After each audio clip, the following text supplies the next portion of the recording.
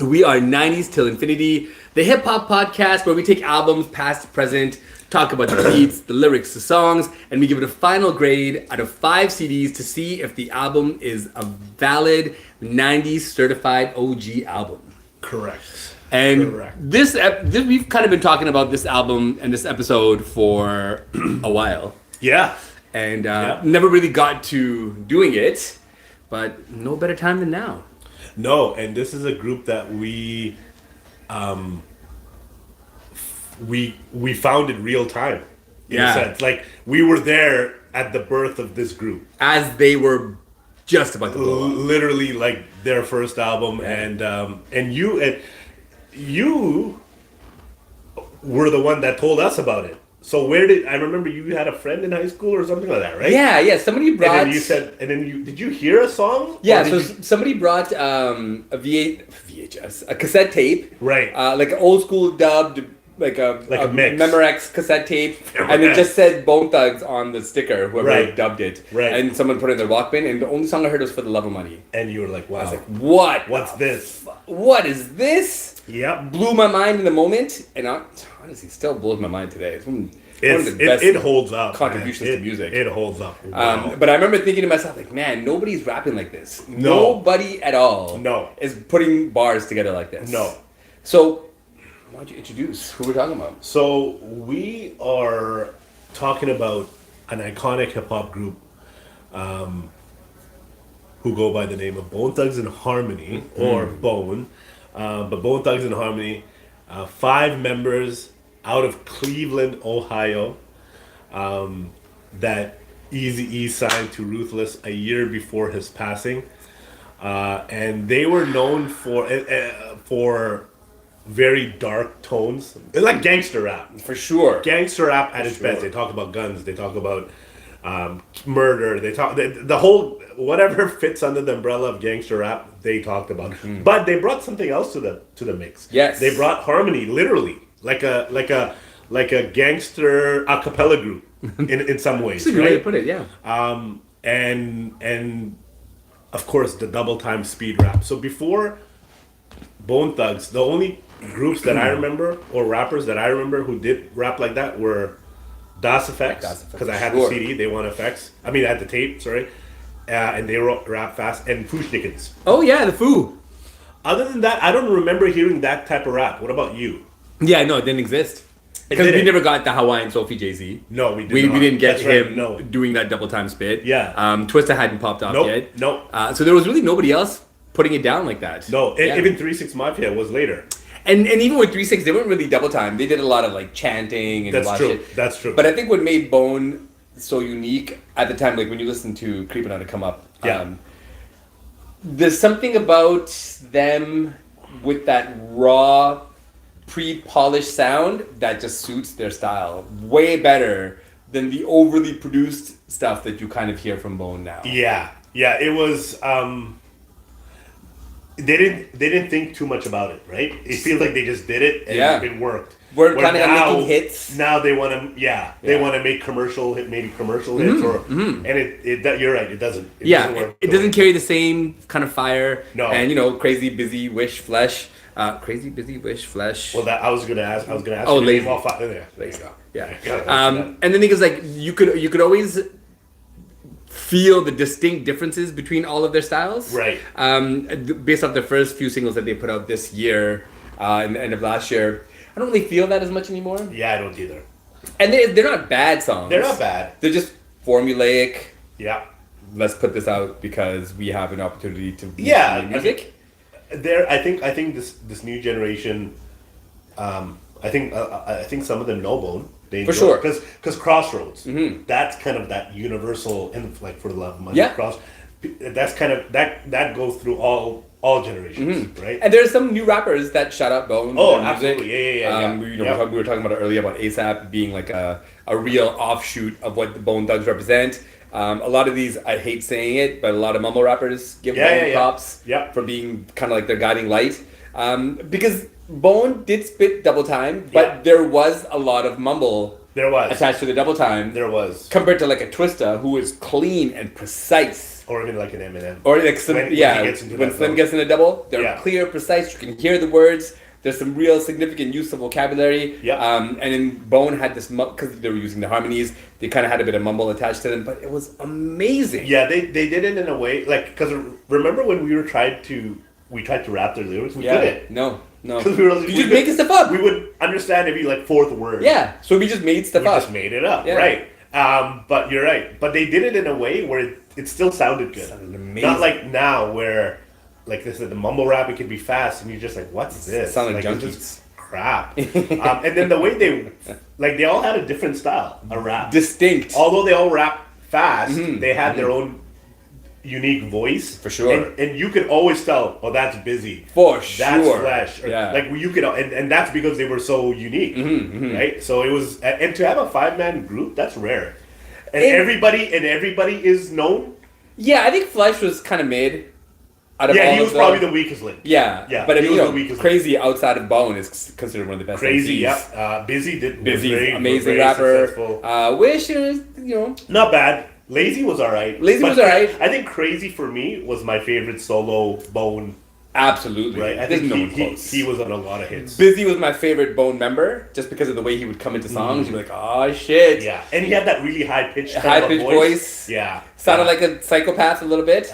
Definitely. And it felt great the way they kind of flowed off of each other. Yeah. And Lazy fits his name. His flow is a little lazy. I mean, and he didn't like he released a solo album, I think a couple, but it didn't. The impact was stuff. Yeah. But Crazy actually had certified hits with Chamillionaire. Yeah, big hit, man. Riding Dirty was huge. With Ice Cube and with Mariah Carey. Yeah, like so he continued. Yeah. But yeah, nonetheless, so we're reviewing Bone Thugs and Harmony. So initially we thought back in 1994 when the CD came out, we thought that was their first CD, and everybody thought that was their first CD. At the time, yeah. Technically. But years later, we found out that they actually went by a different name called Bone Enterprise. Yeah. And they had a CD called Faces of Death, which I bought after the fact. Right, yeah, I remember that. The company had re-released it. Right, yeah. But although that is a studio album, it wasn't a studio, like it wasn't on a huge label. Yeah, no, there was no money attached to it. Yeah, I don't know how you want to. It's tough to say. So theoretically, this album is their second album, but if you're talking about like real label, actual marketing and all that stuff, this is Bone Thugs' first album, and the album is titled "Creepin on a Come Up," which is an interesting title. I don't think at that time. I didn't think much of it. Did you think any of the title at the time? Like Creepin' on a Come Up? Like, did you really analyze it, or just like, oh, it's just a title? No, it actually, because I remember the album cover. Yeah. Right? Yeah. And iconic. They felt dangerous. They absolutely felt dangerous. Yeah. I bought the CD. Fun factor, Elite had told me about them. Because at that time, 94, 95, that was my heyday of like buying anything that looked good in the Source magazine, or if you heard from somebody. Yeah. Because a friend of mine in high school told me about Brother Lin Chung. I never knew Brother Lin Chung. Never heard of him. Remember, I bought the vinyl because I couldn't buy the CD. Yeah. They didn't have the CD. Track Records. Shout out to Track Records. Track Records. If you know, you know. Seymour Street. And then, so I bought the album. I still remember from A and B Sound. What a savage album that was. The Creepin' on a Come Up, and it had the little import sticker on it. Right. Import with the little world globe thing on it, and it was like $18. And so do you know what's a first for 90 Still Infinity? What this album brings a first? No. No? You should know that. Oh, yes. What I'm operating with right now. First episode of season 2. Well, see, now you brought another one. And see, I didn't know that, so you tricked me. No, but there's a first in regards to this album and what we've never done before. Oh, are you talking about region? Because they're from the Midwest? Nope. That would be one too, but this is a little bit more significant. Okay, so this is the first EP we've ever done. Oh, We've never done an EP. We've done full albums, and if you don't know what the EP is, an EP is an extended play which goes back to vinyl days. there was LPs, long play, and EP, and then they switched that to CDs. So an EP, I actually have a definition for that, because I mean I know EPs have shorter amount of tracks. Yeah. But the actual there's actually a definition which is quite interesting. And being that this is the first episode of season 2, And that's correct. That's another first. We've had quite a first season. Quite a lot of growth. A whole bunch of new subscribers that jumped on 90 Still Infinity. Shout out to all those. Yeah, some great views on our shorts and our full-length episodes. So we really appreciate the love. We appreciate you guys showing support, leaving comments, sharing with your people, and just generally showing us that you care about hip hop. Yeah, because that's why we do this, for the love of hip hop. It's not a dying breed, but I feel like the old school stuff is kind of getting neglected. A little bit. We're just trying to keep it alive. Yeah, absolutely. Right? But there's a lot of like shout outs to all these podcasts with the older guys who are talking about these golden era stories. artists, Joe and Jada and all these guys, Button and all that. But so this is the first album that we've done on this show that's an EP. So an EP is a musical recording that contains more tracks than a single. So a single usually has just one song, or maybe a flip side, maybe has two songs, or it might have a remix or two of the same song, or an instrumental. So an EP has more tracks than a single, but fewer than an album.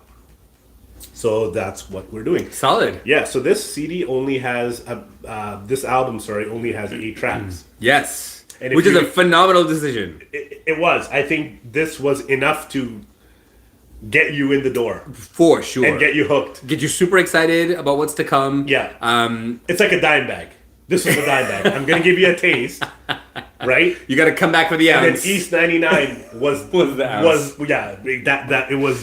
So we're gonna celebrate a little bit. Neither of us drink alcohol. No. I'm a chronic smoker. He's not a smoker of anything really, except for the herbal shit. The herbal and some cigars. And cigars. So we're gonna pop a non-alcoholic bottle in celebration of season 2, and we're really excited for what the season. I think the first season ended at 13 episodes.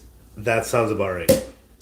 Seems like a pretty solid number. Cheers. So much love to everybody watching 90 Still Infinity. And we got a lot of things happening. And this is just the beginning of what's to come. Your glass is full, but we definitely... Cheers. Gotta do a little cheers. And cheers. Much love, y'all. So, do we want to do some news before we get into this? Yeah, for sure. Okay. There's some news out there, man. You want to start? You want me to start? How do you want to Yeah, so I'll jump in with something that's being talked about a lot. And it revolves around the Epstein files. Okay. For those of you that are paying attention to what's happening in the world, or if you have enough of a conscience to maybe admit you're wrong about some of the things that you had thought previous, the Epstein files just got a big info dump, almost 3 million pages. 3 million? 3 million pages. Oh, shit. The DOJ under Trump tried to delete a whole bunch of stuff before they put it out, but you just can't really delete everything.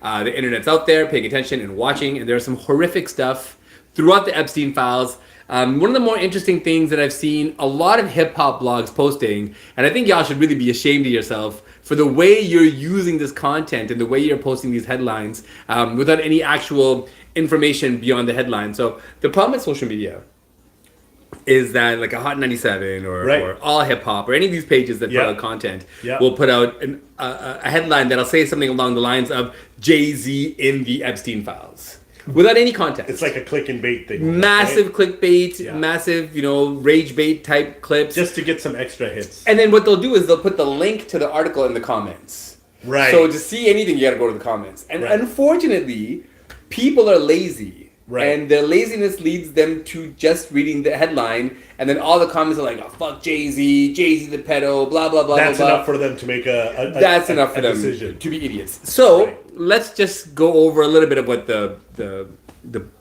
complaint said. Yeah. So there's an FBI intake form that was released in 2019 about an anonymous phone call tip that came into the FBI about a woman that was potentially sexually assaulted, and the anonymous witness said that there were certain people at the event when it went down. Okay. One of those names mentioned is Jay-Z.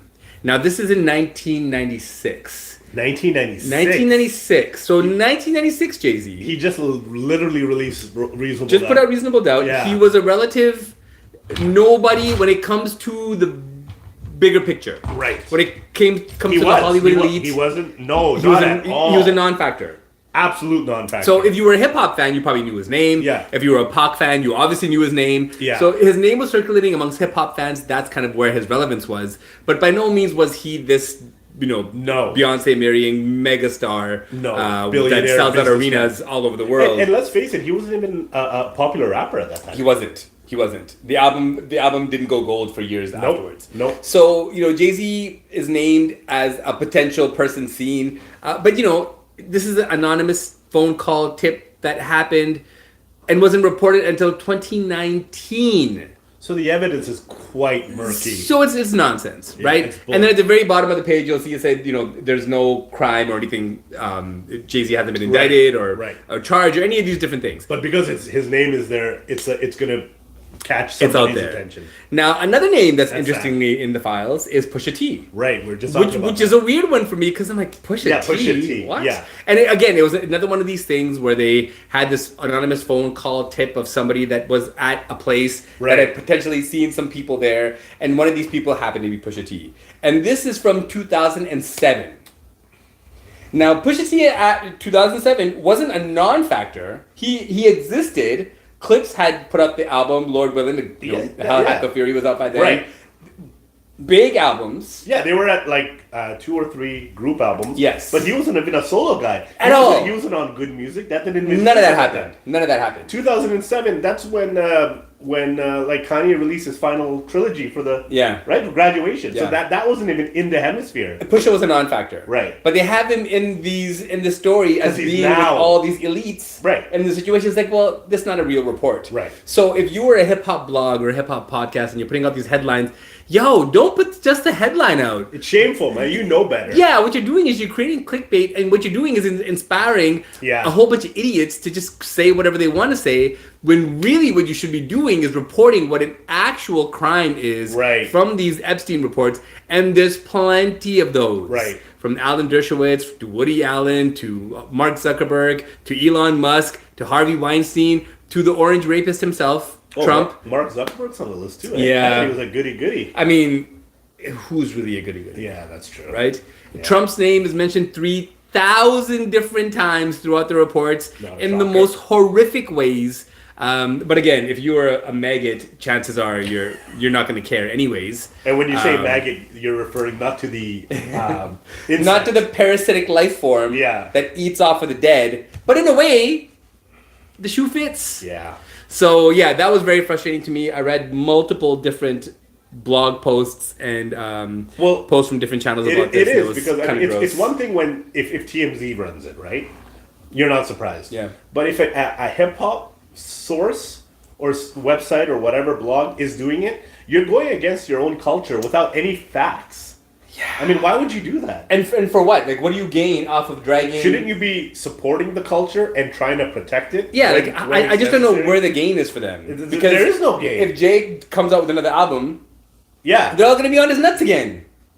Absolutely. Right? Like, after Bad Bunny did the Super Bowl performance, they're all going to be on his nuts again. Oh, it's amazing. It switches up all the time. So that's one thing that I think is very different between what we do and between what other podcasts do. Yes. Is we don't have to cater or kowtow to anybody. Nope. We don't have any sponsors, so we don't really give a fuck whether you like what we say or not. But one thing is for sure, two things for certain, we are going to always spit as much truth as we possibly can. Exactly. And, sometimes you might, as the viewers, might not like it, but it is what it is. Yeah, that's just too bad. Yeah.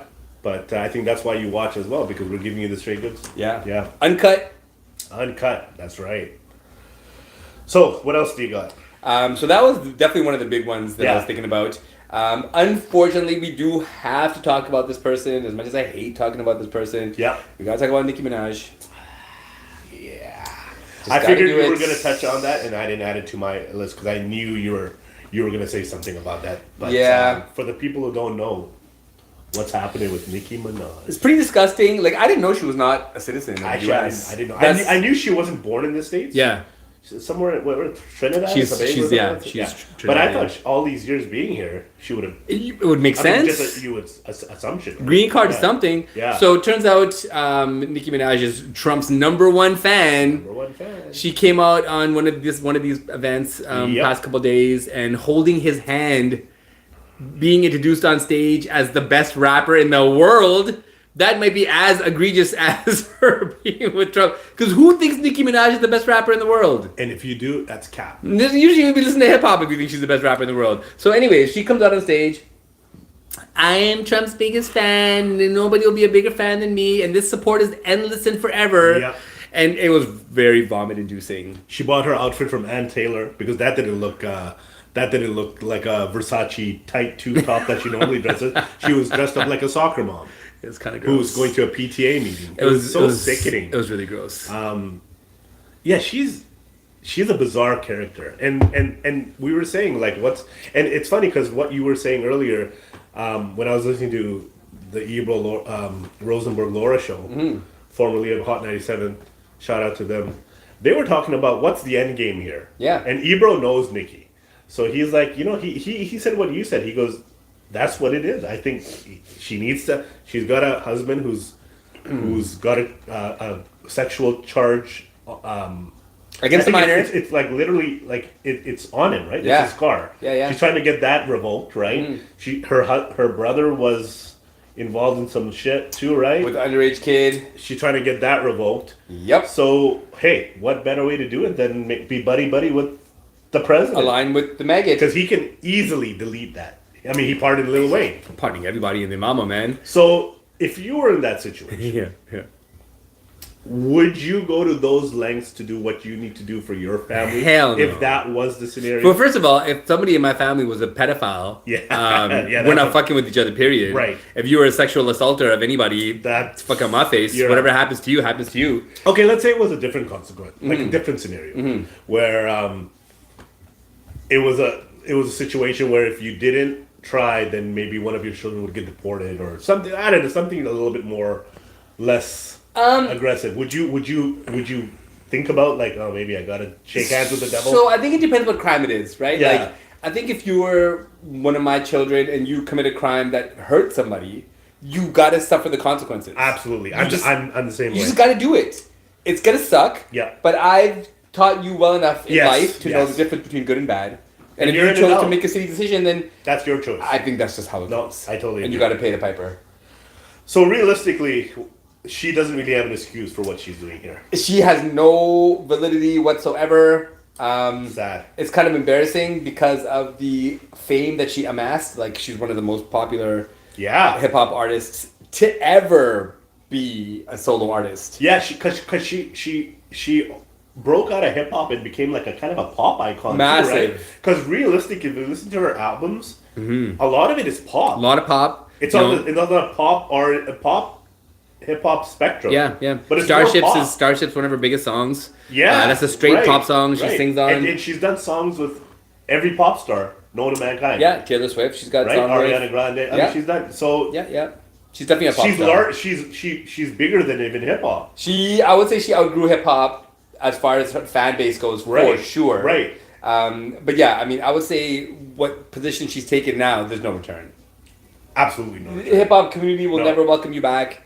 No. I can't speak for black people, but I can't see the black community ever welcoming you back. Absolutely not. I think you become a pariah. And the hip hop community is definitely not taking it back. Right off. Because they were kind of done with you already. Yep. Now. Especially going at Cardi B, and everyone loves Cardi B. And Cardi B is so hip hop.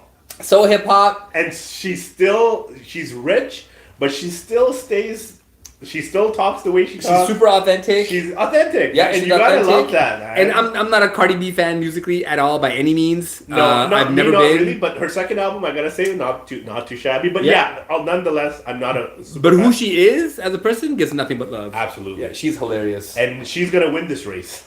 Without a doubt. Because for a while there, it was like, oh, it's Cardi versus Nicki. Yeah. Because Megan was in that too, but Megan kind of slipped. But Cardi she makes hits. Yeah.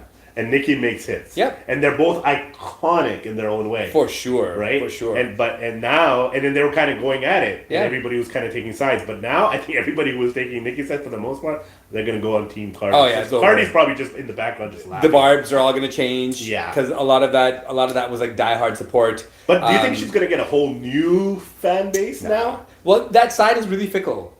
Yeah, right? That's true. They're not supportive in a way that they're going to sustain your career. Yeah. They're supportive in the way of what are you doing in the moment that's going to help our cause. And she's caught in a moment.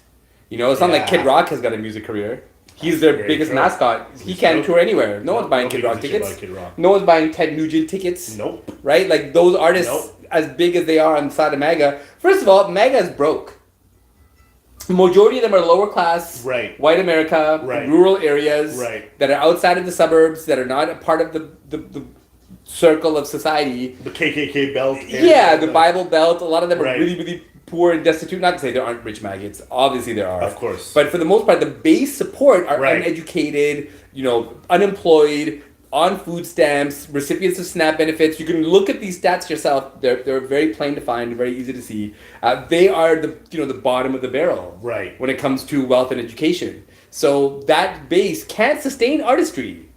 That's why all these artists on the left are making millions of dollars touring, because their fan bases are educated most of the time. That makes sense. Have jobs, have some liquidity that they can burn on concert tickets and stuff like that. That's going to happen. But on the right side, you can't sustain your artists, man. They're all going to be broke. So do you think, because Trump doesn't still have to entertain any of this if he didn't want to? At all. Do you think he does it because he wants people to know that I'm not a racist? Like, is this him trying to say, hey, I'm not that bad? No. Because look, Nicki Minaj is a person of color and she likes me. They're trying to gain the minority vote, because midterms are coming up in November. And they're trying to gain the minority vote. That makes sense. And they're thinking that if they can get a massive hip-hop celebrity... Yeah. They tried using Candace Owens. Nobody likes Candace Owens. That's not going to work.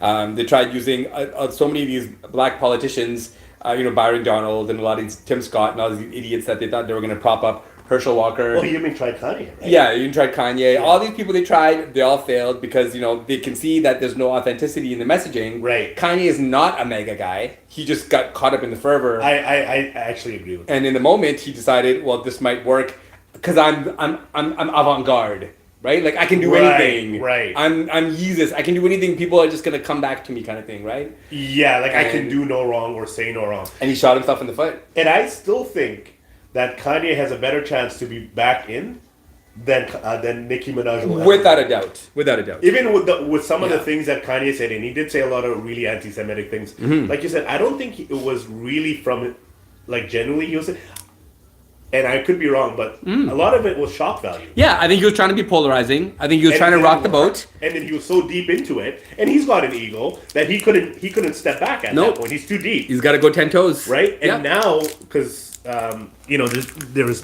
saying that he issued an apology and whatnot, and a lot of people saying it was genuine. So I don't know. We'll see. Speaking of Kanye, how do you feel about the apology?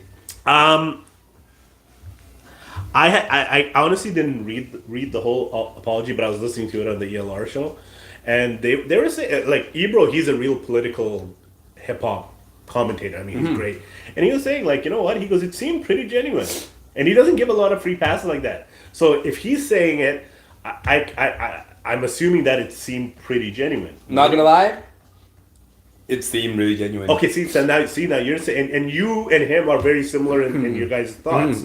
So if you're saying that too, then maybe it is. I've been very anti-Kanye for the past few years. Ever since he called Trump his daddy, all this bullshit he was doing.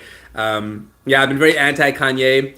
But reading this apology seems, again, it's very hard to say with this guy, seems like there's some return to normalcy in his life. Like, outside of the bubble that he put himself in. It seems like people have gotten to him. Because he said that he's gone through a thorough brain analysis, and there's some damage from his car accident that caused some of these outbursts because they went unmedicated. So he said he's back on medications. They rebalanced him out as far as medication goes. Oh, wow. Okay. And that he's thinking clearly. He's feeling clear in his mind. He apologized.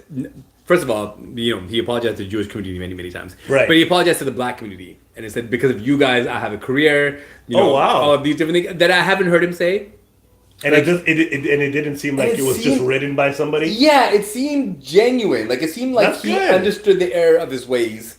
And he said, he said stuff like, you don't have to forgive me. You don't have to feel any kind of way. But Right. I want you to know that I'm feeling remorse for my actions. So I think when someone takes that route and is not like, please forgive me, I need forgiveness because I'm dropping an album soon, then it comes off a little different. But when you say, I know you may not forgive me, but I still want to apologize. I still need to do this. Yeah, I think there's a little more validity to that. There is, and it's not like he made a big media thing out of it. It's not like he had a press conference. Yeah. You know, and be like, hey, by the way, like he just kind of did it. Just put out a letter, like an open letter to people. If you appreciate it and you like it, great. If not, I still have to get this out. I still have to do it. And to me, that's a sign of moving, man. At least moving forward from a lot of the bullshit.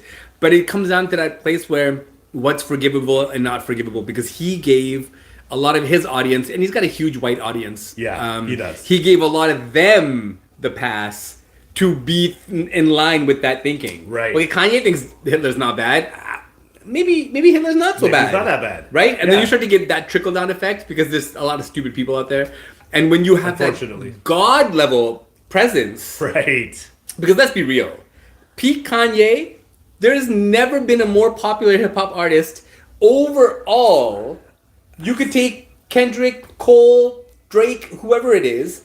Nobody stole the air out of the room like Kanye did. Yeah. Nobody. You know, I really can't think of somebody else at the Dude moment. went on stage and took Taylor Swift's award. Yeah. And nobody did a thing about it. That's true. Right? It's true.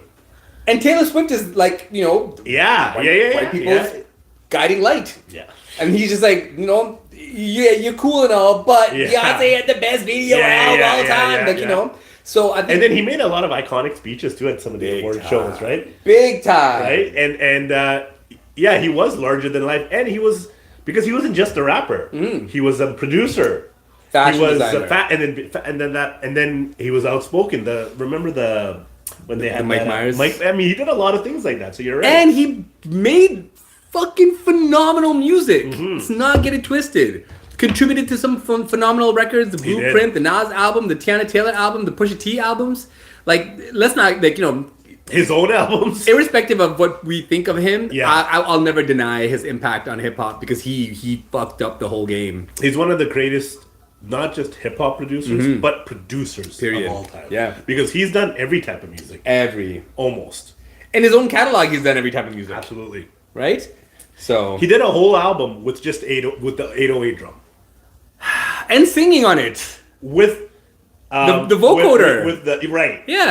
Took it back to the whole album, Roger Troutman days, and that, first of all, that's ballsy as fuck to do. Yeah. And second of all, to do it in a way that you're not repeating the feeling of old. Yeah. But taking this thing and introducing it to the world in a new, fresh way.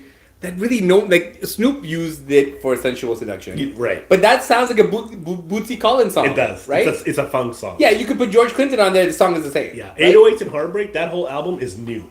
Revolutionary in music. I never heard anything like that before. The bass line under Love Lockdown, doom, doom, doom, doom. And his voice with the reverb. So good. It feels like he's echoing. Yeah, man. Like his voice. It's a masterpiece in production, right? And then Amazing with Jeezy. So with the way he's talking, like so good. It's like he's the way he's done the vocals. Yeah, dude, it's so good. It's kind of like he's clenching his teeth, but he might have done it. He might have put the cord in his mouth and did it that way.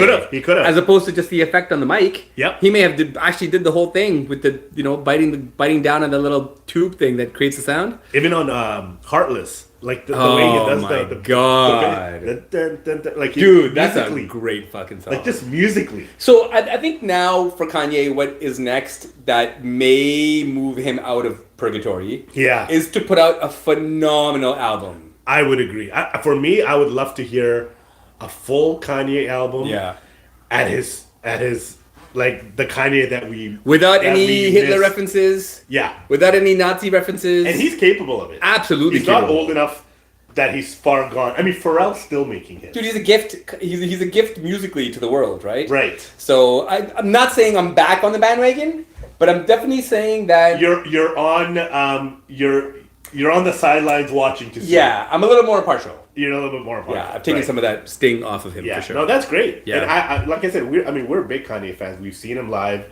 We followed his music from day one. We followed his production from way before that.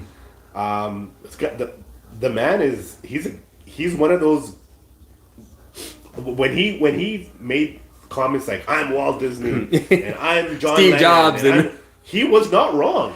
in a way he wasn't. In his creativity space or creative space, he is that. With impact. Because people are going to talk about him years from now. For generations. Dude, for Right? generations. Jesus Walks is going to be a hit song forever. Come on. You know, like, this guy really... And I think it's going to be fun when we do a Kanye album. Absolutely. I Because can't wait. I think... And which one is going to be so hard to choose? Because I think we're going to be reminded of how fucking phenomenal he really is. And I think that's what a lot of people need, is to be reminded of his greatness, power and his impact when he's at his best. Absolutely. Yeah. What else you got going on? So those are my two contributions for the news. Cool. I got a couple quick ones. J. Cole. Yes. You're a fan of J. Cole. Yes. I'm a fan of J. Cole. He announced recently that he's releasing a new album. A new studio album, because he releases mixtapes all the time. But this is his 7th studio album, titled The Fall Off. And this is his first studio album since May of 2021. Wow. It's going to be released on February 7th, so next week. And then yesterday, he announced that it's going to be a double album. And then he released a mixtape called Blizzard Season about a week ago. And it's got 4 tracks on it, and he was paying homage to DJ Clue. DJ Clue's on it. And if you know about Clue mixtapes, Fab is the king of Clue mixtapes. But Clue mixtapes usually is a rapper who's freestyling over old beats. Yes. So did you have a chance to listen to I that? have not. I didn't know that came out. Okay, so there's 4 songs, and he raps over Victory. He raps over Money, Power, and Respect. And 2 other songs I can't think of. Damn. Over Victory. Now, the beat selection is great. The only problem, and I'm just going on a tangent here, but the only problem I gotta say is he doesn't stay on beat. So you heard it all already. I did. And he doesn't stay on beat on the freestyles. And even on the freestyles, you still have to stay on beat. You got to. People have to be able to and bump their head. And you listen to it, and I then will. we'll talk about it. I will. But he was a little offbeat, which was a little concerning, because this is the same guy who did a freestyle, I want to say 2 years ago on the LA Leaker show. Remember? He did 2 songs. He did Still Tippin' at the end. Crazy. And what was the first beat? Wasn't it The Watcher? No. It might have, so he went from one song to the other. Yeah. And he murdered the everything. The second half of it was Still Tippin'. Remember? The first one was, remember, that's your girl and that's your girl. I'm in an apartment watching the floor. Oh, no, I don't. I got to go back and see it. Oh my god. Anyway, so he killed that, and he was so on point. Anyway, assassin on that. So that's coming out. So that's exciting for Cole fans. But on my second news clip here, on the Joe and Jada show, they were talking about J. Cole's album. They were talking about his mixtape, and Jada was happy because he did Money, Power, and Respect. Yeah. Homage to Locks. But Joe made a really interesting point, which I wanted to get your take on, because I'm kind of, I don't disagree with it. And Joe likes, and he did a disclaimer. I like J. Cole. There's nothing against J. Cole. But he said, as you know, the big 3 is Drake, Kendrick, and J. Cole. Yeah. That was kind of the thing. For the longest time. Yeah. Right? And we all respected it. Because you couldn't deny it. But after the whole Drake and Kendrick thing, and then J. Cole went into the pool, he didn't like the temperature, and he fucked off. Drake didn't win the battle, but Drake stayed in the battle. He did. And you know what? You could say what you want. Yeah. The fucking guy fought till the end. He did. Track for track. He went at it. Right? Yeah. It's like Tyson versus Holyfield. I mean, he wasn't fighting somebody who was a novice. Yeah. Kendrick is like huge. One of the GOATs already. Right? And Drake did the smart thing and pulled out at the right time. Not like us, was too big too incredibly powerful. Right. It would have been stupid for Drake to retaliate after Not Like Us. He would have True. just looked like a sore loser. Right. Trying to keep up. But that song was just too much of a monster. He knew when to throw in the towel. Which was smart. Right? But he did it enough damage that people said, hey, you had some dope, like Family Matters And dope. standard, like, and the standard Drake fan, in their minds, Drake held their own. Right? For someone... I say that. For someone that's on the opposite side of things, that never really cared for Drake, hearing it, I'm like, fuck, Kendrick. Of course. Murk the dude. Of course. But again, if you're a Drake fan, that's not going to change it. It's not going to change. Right. And if you're all the tokers out there. And if you're a Kendrick fan, it's not going to change. Yeah, for sure. So what did Fat Joe say So Joey Crack about Cole? Says, so he debates Cole's position in the Big Three after he ducked the Kendrick beef. He says that maybe he shouldn't be in the Big Three. And you know what? A lot of people... So Jada was playing it safe, because Jada's a diplomatic guy, right? Yeah. And that's what you need. But a lot of people in the comments, and just in general, were saying... Have said that. Where they say that Cole maybe lost his membership in that Big Three club. And someone else should be coming in. And a lot of people are like, maybe Tyler should be coming in that role now. I cannot because agree. Tyler is huge. I cannot agree at all with Joe on this one, because album for album, Cole might have one of the most complete discographies from any hip-hop artist. Oh, no. Absolutely.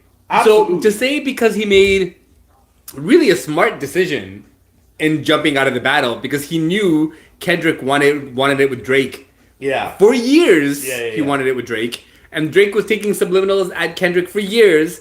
I think Cole, seeing what this setup was going to look like, didn't see value in him jumping in. And personally speaking, he should have never taken the gloves off, like when he took those shots at everybody. Yeah, but you know what? I believe, like, you as an MC,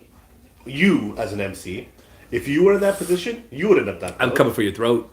So it's on until you bury me. So why does he get a pass? He shouldn't get a pass, man. If you're gonna start talking shit and then rebuke it, that's worse than even saying anything in the first place. Yeah, I can't say. That still hurts me when I know. That's like when Tyson took the dive. Like, you know you're better than that. Yeah. You chose to do it, and then you fucked off. Now, I love J. Cole. I got a Dreamville banner on my couch. I mean, I like J. Cole. But, and he's one of my, but it did, I'm not going to lie, it did leave a bit of a bad taste in my mouth. Pause. I'm not doing it as much. You notice that I paused on the pauses after set me straight over here. Yeah, I don't know.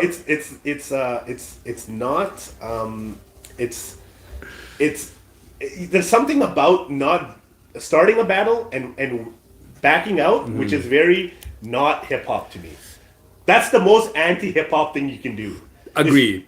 Right? Now, the Big Three thing, I think you're right. I think just because of that one thing, you can't just judge him for all the other accomplishments that he's done. That's true. But I don't even think a guy like Tyler, the Creator, would have backed up. He would have gone right in with it. So here, I think there's a little more history that unfortunately Drake's going to take hell. I mean, that Cole's going to take hell for. That's not his fault. Right. Cole and Kendrick have been close for a long time. They've been close from the get-go, actually. Yeah. They were supposed to make an album together. There was a lot of talks of that happening. Right. They have one song together called High Powered, which is a great track. It is a good song. Cole's produced for Kendrick a couple times. They're friends. Kendrick did the one hook on the J. Cole Dreamville album. Oh, I didn't know that. Yeah, it's a great song. Oh, okay. Yeah. They do have a relationship. I personally think that J. Cole is taking a lot of heat because Kendrick may have hit up Cole and be like, Cole, I'm going to murder this dude. Don't bother. And I think that may be a part of the conversation that we are never going to be privy to, because I don't see any other valid reason for Cole to bow out. Because you're not wrong. With the pen game, that's a valid point. With the pen game, he's maybe not... Okay, pen game. I would say bar for bar, Cole is the most sophisticated rapper out of the big three. Bar for bar. He's definitely better than Drake. Vocabulary goes, Kendrick. The styles of his bars. I think Cole is the better overall rapper. I agree. I think Kendrick is the better overall songwriter and entertainer. Because I've seen both of them live. I haven't. And so and I they're can't both say. phenomenal. But I think style-wise, skill-wise, you kind of get into the Biggie and Pac territory because Big is a better technical rapper, Pac is a better songwriter. I think Cole is a technically better rapper than Kendrick, but Kendrick's a better songwriter. Not to say Kendrick's pen is a slouch by any means. Right. But I think what Cole does with the sophistication of his bars, there's really nobody like him. And then Cole produces too. And he produces a And lot of his own produces shit. well. Really, really well, man. Yeah. And a lot of his own stuff he produces, right? I think he has a lot of iconic hits. I think people forget. Yeah. People forget about Cole because he doesn't just go absent. Like, he vanishes. And I heard that, like, he rides a mountain bike everywhere. So how he Like, rolls. he's so out of That's touch how he rolls, with man. things, He right? just rides a bike in his own world, does his own thing, plays basketball, makes music. I mean, he's got the exact life that he's always wanted, right? When I heard Simba for the first time, this is no dreads, J. Cole. With the short fade, yeah. And he's walking through the streets Yeah. in the video. Yeah, I was yeah. like, this is a problem. Well, see, here's the thing. This guy is a problem. There's a few moments in life where I was at a show and the reaction to the music made it feel like the arena was literally shaking. Wow. One of those moments is being at J. Cole concert. Right. When he says, "Rest in peace, Uncle Phil." For real. When you get to the hook, my goodness, it literally felt like the arena was lifting off the ground. That happened with Cole in that song. I experienced that with Kendrick doing King Kunta because he did it like 8 times. Right. I And probably experienced that Baby Keem song. I they didn't didn't do that. no. Yeah, yeah. But yeah, he has songs. It happened with Jay-Z. Like, I've had moments in time, but that moment with Cole, like, that It was something different. was something out of it was like something out of a movie, man, what he created. I think J. Cole's a better freestyler. For sure. Than Kendrick. No question. I think he's just proven himself. Yeah, no question. Right? Mind you, I don't know if Kendrick considers himself a freestyler. Does He doesn't. He doesn't, I'm right? sure he Not really. can. I'm sure when you've written as many bars as Kendrick Yeah, has written, true. I think you can freestyle. But I don't think he doesn't highlight that as one of his like premier skills. But I mean, that's another notch on a belt. Like, you can freestyle for sure. Like, anybody can make a hit, especially nowadays. Yeah, for real. In hip hop, you can have a one, like, whatever. But can people freestyle? Like, you have some of the greats who can freestyle. So the thing for me is freestyle's taken a weird turn, right? Like, freestyle used to mean off the head, no preparation. You just spit off the dome and come up with whatever you come up with. It started to take a turn where it was like, okay, it's not a off the head. It's a memorized verse that you spit. Right. And to me, that's not a freestyle. To me, that's a performance. Freestyle literally means off the head. Off the dome. And for me, like, I feel I've been put in situations Yeah. my whole life since I started freestyling where I'll be at a party or I'll be at wherever, and someone will say, "Let me hear you freestyle." Right. Or I'll give you 3 words, put these into freestyle. Yeah. And for me, as an MC, it doesn't matter where I'm at. If this happens, I'm gonna go off. I've witnessed it. I've done it. Right? I've witnessed you do it. So I Yeah, can so say that. so that part as an MC means a lot to me skill wise, Right. Because we come from an era where skill matters. That matters. And I feel like J. Cole is the closest thing to replicating that. I agree. I just think he's taking unfair flack over what Fat Joe is saying. Well, I mean, you got to respect where Joe's coming from, because Joe's coming from what we're talking about. He's coming from that Digging era, in the crates, right? Boom bap, respecting the culture. Right. But the thing is, I don't know. It's that thing where why would you jump into it knowing that you're not gonna go through, like, it's just, I don't know. I can see where Joe's coming from. I feel your hip hop spirit peeking through. Yeah, And being like, definitely. fuck Cole. Definitely. You should have murdered everybody. And if not, even like J. Cole is not an aggressive rapper. No. Okay, he's not that guy. But Kendrick's not that guy, and nor is Drake. I think Kendrick is that guy. I think think Kendrick so? is aggressive on tracks. Like, if you hear DNA, Okay, like- Kendrick is aggressive. Okay, back to back is aggressive. Have you heard Drake I've back to heard that's back? what Meek Mill did. Yeah, that's I've heard that. for I've heard Drake. that. That's considered. Drake's got aggressive. some aggressive And energy is aggressive. Like, he's a. Yeah. But J. Cole, not really. J. Cole is way more introspective. Yeah, and even if his beats are a little aggressive and the way he raps, Yeah. his like, the message is not aggressive. And his tone is very, very chill. Yeah. Like, I don't know if he's ever done a diss track. Has he ever done a diss track to anybody? So he did a diss track to a lot of the mumble rappers. Okay, well, And he called out Lil Pump. Okay, well He called that's them out. And the thing is, like, this was when those guys were like dominating the right. charts. Lil Xan, Lil What Pump, was the song? all those 1996. Song's called. It's a year. But anyways, yeah. And he fucking murders them. Okay. But he murders them with like a real high level approach. Right. Right. The way he spits at them is like, let me school you. Yeah. Let me be the guy that shows you what you're doing is wrong. Right. Like he really stuns them in a way that's like, oh fuck. He does it when he's pushed to that point. Yes. Right. And we were just talking about Kendrick. You know what? Kendrick is actually a dope freestyler because I don't know if you remember that BET cypher he did early on in his career with the West Coast guys. I think Corrupt. Yeah. And he comes in. He murdered that shit. And he was among some of the greatest guys there, right? Yeah, he murdered and he that comes shit. in and he just. Yeah. And this is Section 80. Section 80. Right. Kendrick. When he had the tight fade. Comes and he just takes it. That was very good. And that was so yeah, Kendrick can freestyle for sure.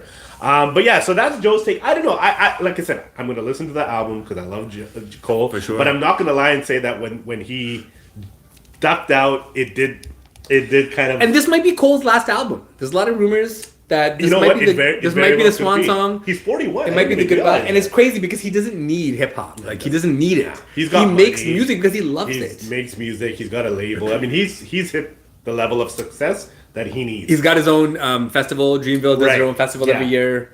He's not Kendrick, who's at the fashion shows. He's not Drake, who's everywhere doing all this shit. He's not that guy.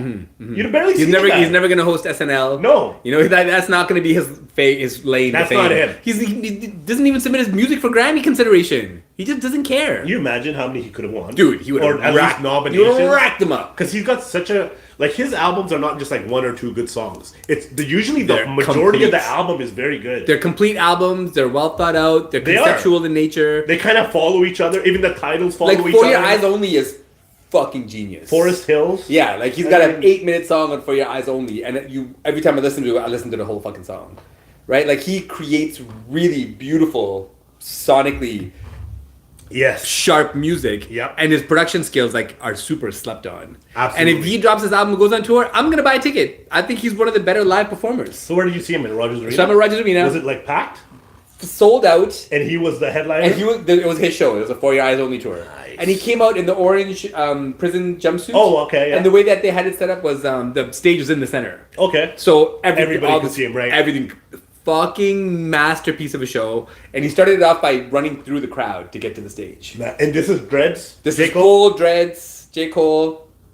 He fucking murdered. Like one of the best concerts. And it was cool because it was my son's first concert. And we got to take him to it. Right. And he was obsessed with J. Cole. And he's a J. Cole, yeah. Massive J. Cole fan. Right. So I'm excited, man. And I'm sure he's gonna address it.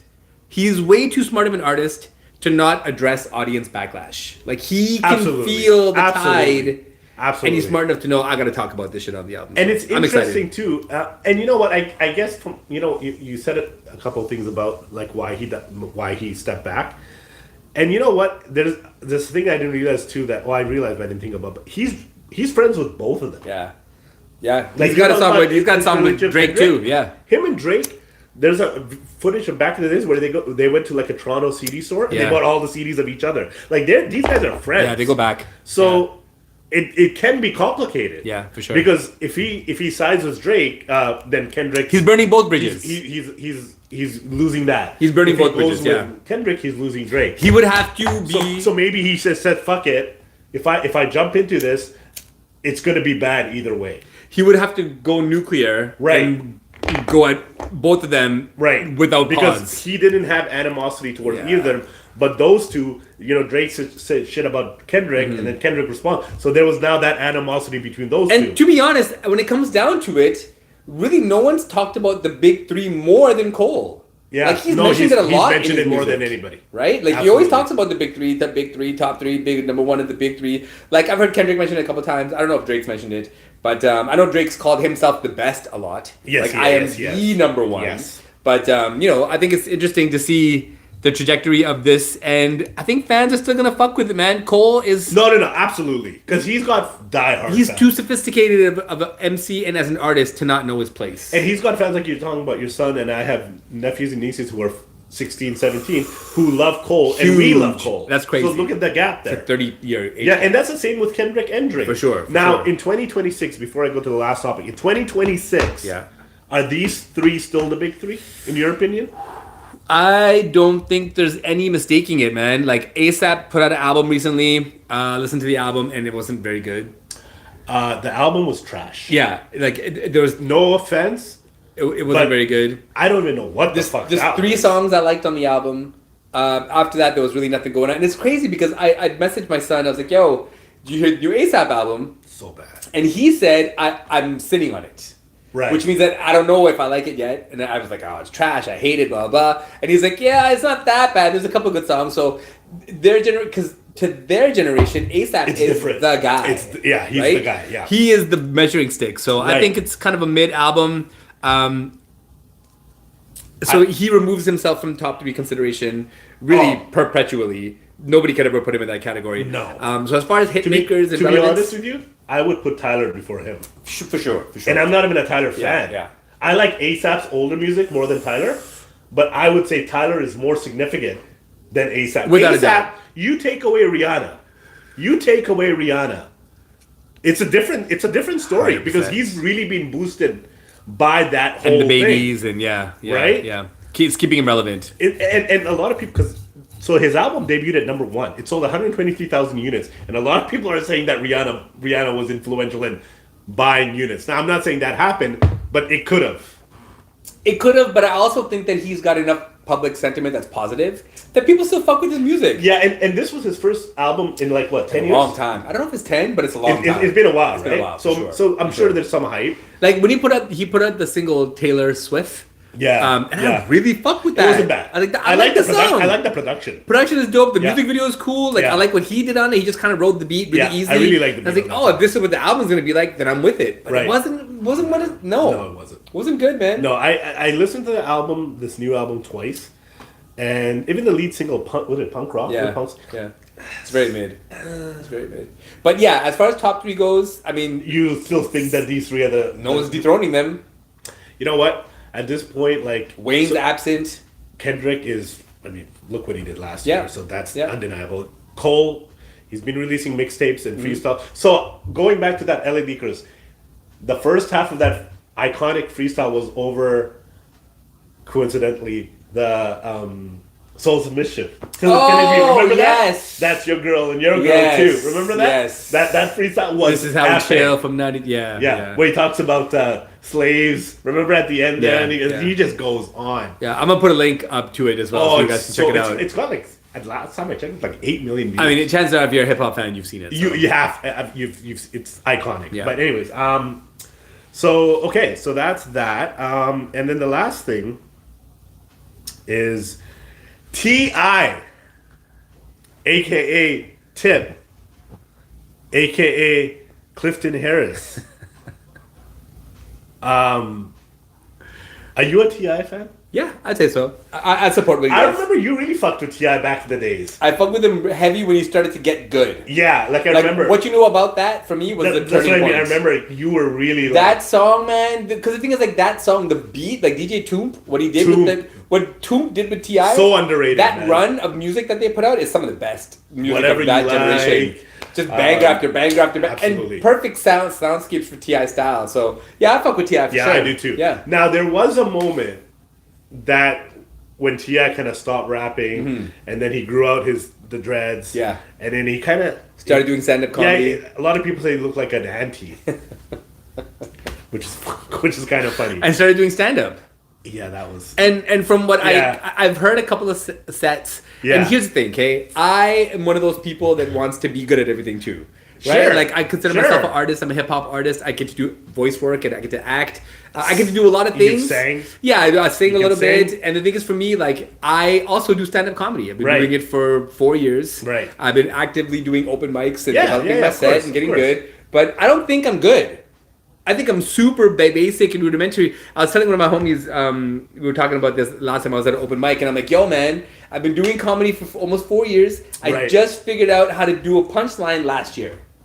It took me 3 years to do a punchline. Well, I mean, it Up until that point, I was just talking shit. takes some time. Yeah, And yeah. talking ideas out. Right. So you got to build to a point and get good. I think the shitty thing for T.I. is he started doing stand-up comedy. Yeah. And he started going to stages with monsters. Yeah.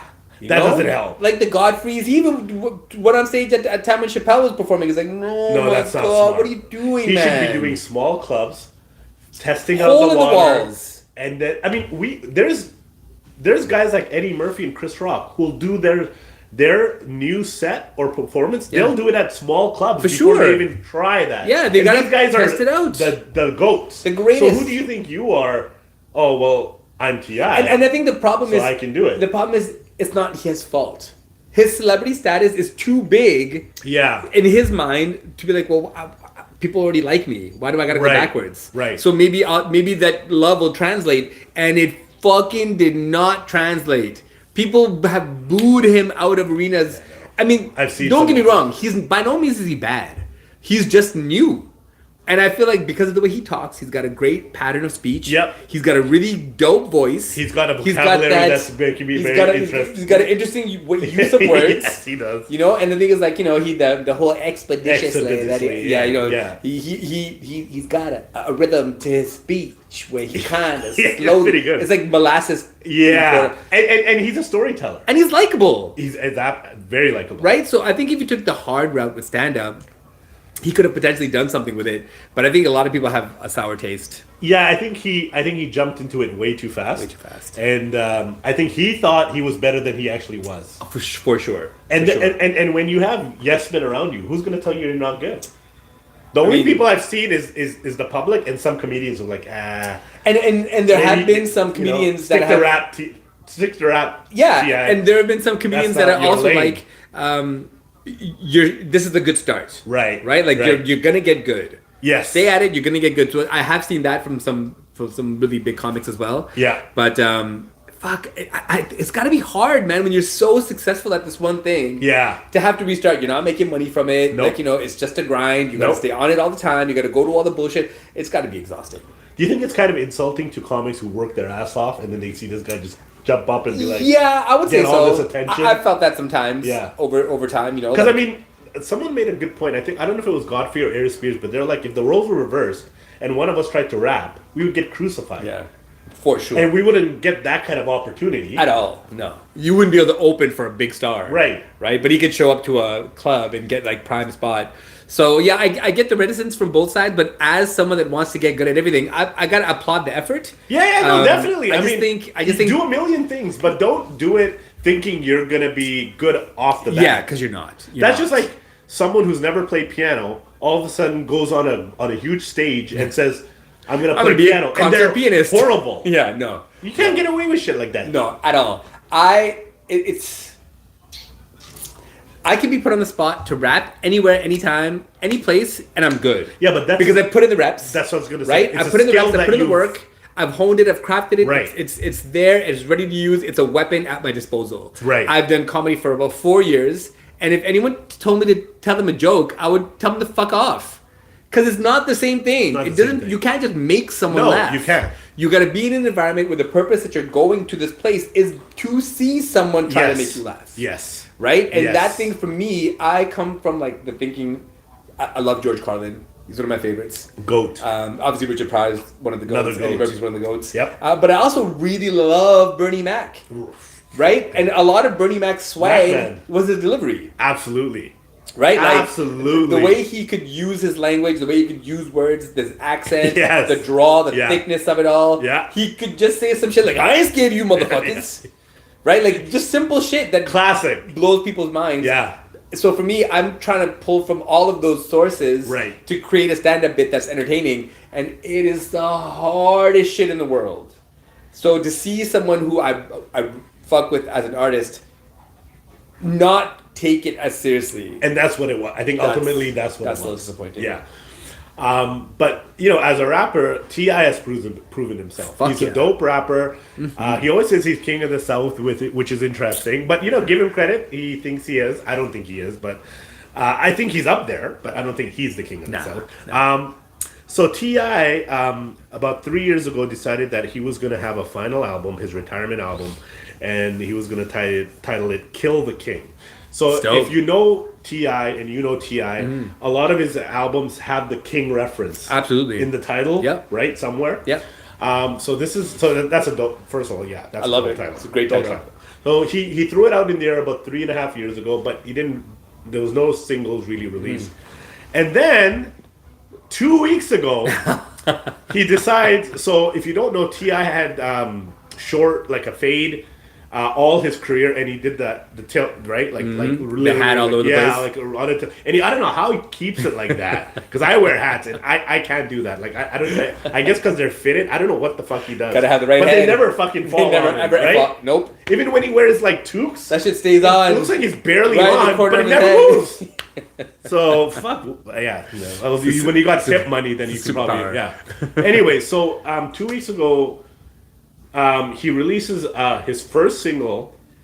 It's a black and white video. It shows him at the barbershop getting his dreads cut off, back to the fade. He puts on his hat. It's so iconic. There's no music now. It's just that whole Imagery, yeah. imagery. Thank you. And then the music kicks, and I was, when I heard the song, because I said produced by Pharrell, I was like, okay, this could be interesting because they've worked in the past and they've made hits. Yeah. But then I was like, okay, well, Pharrell did good on the he did a good job on the Clips album, but you know, good. Like Tip is a unique sound. For sure. Like you can't just bring a Neptune's beat and say, here you go. Like it has to be a Southern Atlanta feel Big to it, bass. right? Yeah, absolutely. Like you gotta, Absolutely. like you said, you gotta follow Tune's Yes. direction That's the to that, recipe. right? Yeah. And when I tell you the way the song builds up and then goes, I jumped out of my I was like, It's one of those. I still put it on repeat every. And I texted you banger. right away. Yeah. And I said, if you haven't heard this, listen, what are your thoughts? Okay, so the song is called Let Him Know, produced by Pharrell. And I'm telling you right now, I know it's early in the year, song of the year so far. It's a banger. Like the way Tip hits this beat, dude, it's some of the best shit I've heard in a while, man. Oh my God. It knocks. He's got one, man. This is a big one. This is It's a big one. huge. It's huge. And I'm sure the album's gonna be good. I think if this is any inclination on where we're going, this is gonna be might be a amazing. monster. Even the video of him in the car, It's so fly. he's just got his swag. Yeah. He's cruising around. The beat, Pharrell, you know, when Pharrell became creative director at LV, I was like, God bless Pharrell. You know, like, good for him, man. Like, obviously, music's on the back burner. And then we hear the Clips album, like, oh, shit. He's still doing He it. got some in his bag. Still doing it. Right? Yeah, Maybe. yeah. And then I was like, T.I. for, I don't know. I mean, 10 years ago, if you asked me, I would have been like, yeah. Now, and I tell you, I don't know where Pharrell was. Oh, so fun fact, T.I. said that they made this beat, or he had this beat, and they made the song on a yacht. I mean, He goes, I've done a lot of shit. He goes, I've never done this. He goes, I called Pharrell. He goes, 2 months ago, and he goes, listen, I'm starting to work on the album. What do you got? And he goes, I got some shit. He goes, I'm in Paris. I'm going to be in Miami like last month. He goes, I'll meet you there. I'll give you the... And then so he goes, he gave me the address. He goes, I drive up and I see a boat. And he goes, okay. So he goes, I jump on the boat. Pharrell's there. And then we go to a bigger boat. And it's a yacht. And then he goes, we get into the yacht. And he's got the whole studio set up. And then he plays him this beat. And T.I. was just like, oh shit, this is it. So shout out to Pharrell. It's one of those, for man. Because when I tell you this beat, yeah. And the flow, like the way he rides the beat, man. You know, when you're in church and the sermon's that good and the Holy Ghost is coming out Gets of you right in the chest. And I don't know if you've seen it, but on YouTube and on all social media, people are like, yeah. our age are like, Yeah. they're doing these things where they're feedback in their is car crazy. and they're in their dad suit, and then all of a sudden they hear the song and then they switch over to their, because it brings that right out of you. The reception is amazing to it. You know it's gonna be a heater. Like this is gonna make some noise. It's song, like I said, it's so good. It's so fucking good. And I haven't said that in a long time. Great job, T.I. So shout out to T.I. for, and that's what Jay's got to do. Jay's got to cut the dreads, go back to that old school fade, and I tell you, he will release an album that would be under the dreads.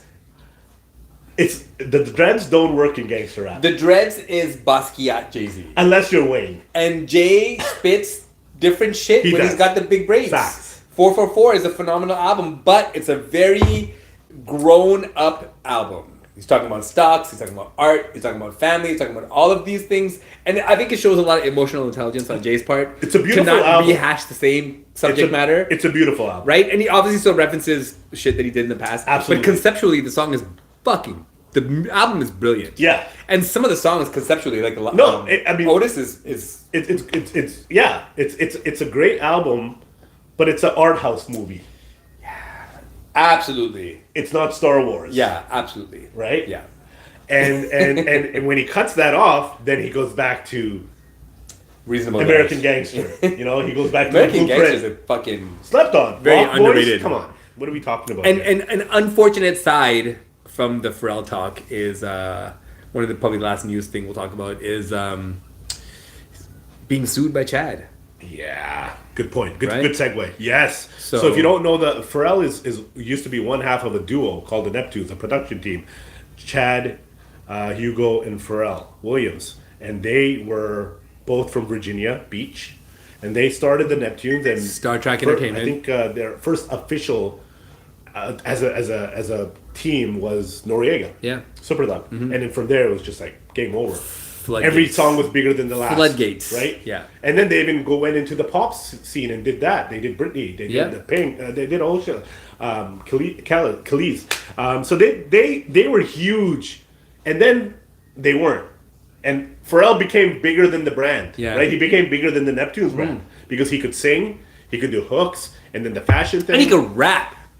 And Pharrell could rap the he can shit out of a kind beat. of rap, yeah. Skateboard P You're not wrong. can spit. He can kind of rap. You're right. And so now, yeah, they're in a ugly kind of little. Yeah, it doesn't feel good to see, the goats that have been together for decades I agree. come to these places where they're suing each I other. totally agree. And obviously, we've talked about this before with Pharrell. Yeah. Chad has always been the underappreciated half. Absolutely. And really not recognized half. No. And he didn't want spotlight. Have you ever seen him in an interview? Yeah, he's super. He's very fucking- he's an introvert. He's super awkward. Yeah, and Yeah. he's very like.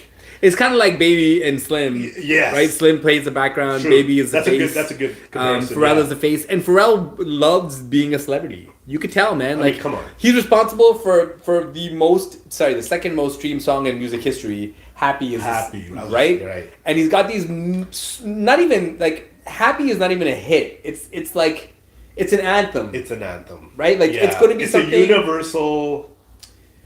It's just one they of use those it in songs. kindergarten classes. Yeah. They use it at clubs. Yeah. It's gonna be one of those things that lasts You're gonna hear it forever. forever. Yeah. Right? As long Yeah. as humans are Yes. around, Happy will be a theme. And actually, one last thing. This was kind of breaking news. I didn't add it to my list, but I heard about it yesterday. Michael Watts Yeah. of Swisher House Records, the founder, Shit. passes away at age 52 Yeah. from a heart issue. Yeah. This guy was, if you remember Paul Wall, shout out to Paul Wall. If you remember Chameleonaire, if you remember Slim Thug, I think he was a Slim part Thug, of. thank you, and Mike Jones. Yeah. They were all under the label Swisher House Records.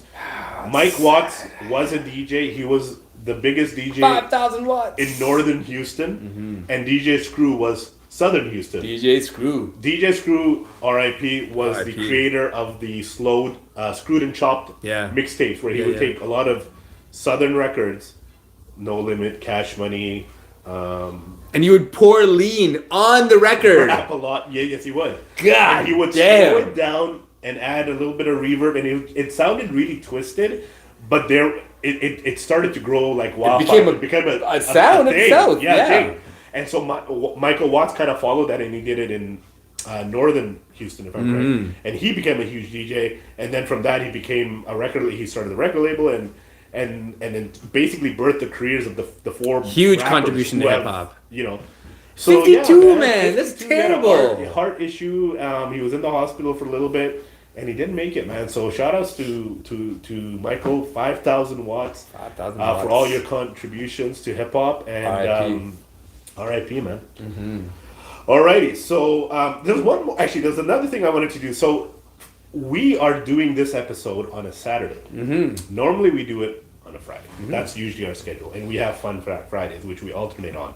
So I thought, because it's a Saturday, I'm gonna add something. I'm gonna add a moniker to the Saturday. Okay. And I came up with Sophomore Saturdays. Okay. So Elite and I are gonna pick anytime we do it on Saturday, we're gonna pick one dope and one shitty sophomore hip hop album. So I'll go first.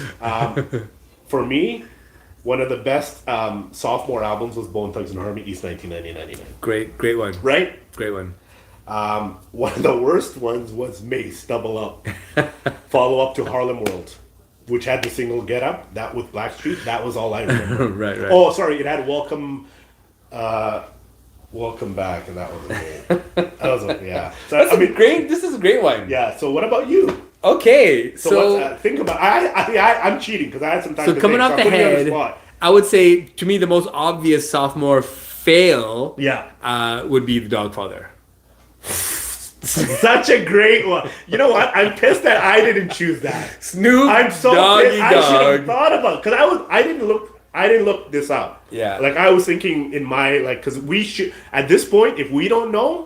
If we have to Google that, we should stop this show right now. That's not good. It's not That's good. not good. Dogfather is great. It's one of the worst So sophomore what do you mean? albums. You're telling me Snoop's Upside Your Head wasn't a classic song?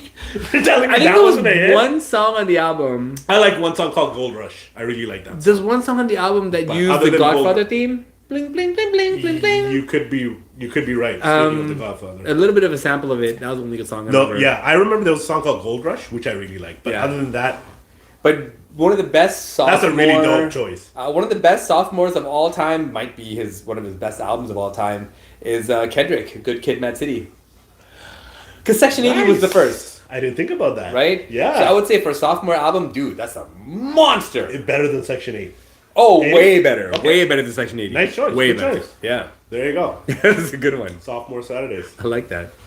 All right, let's get into it. Bone Thugs and Harmony, Creepin on a Come Up.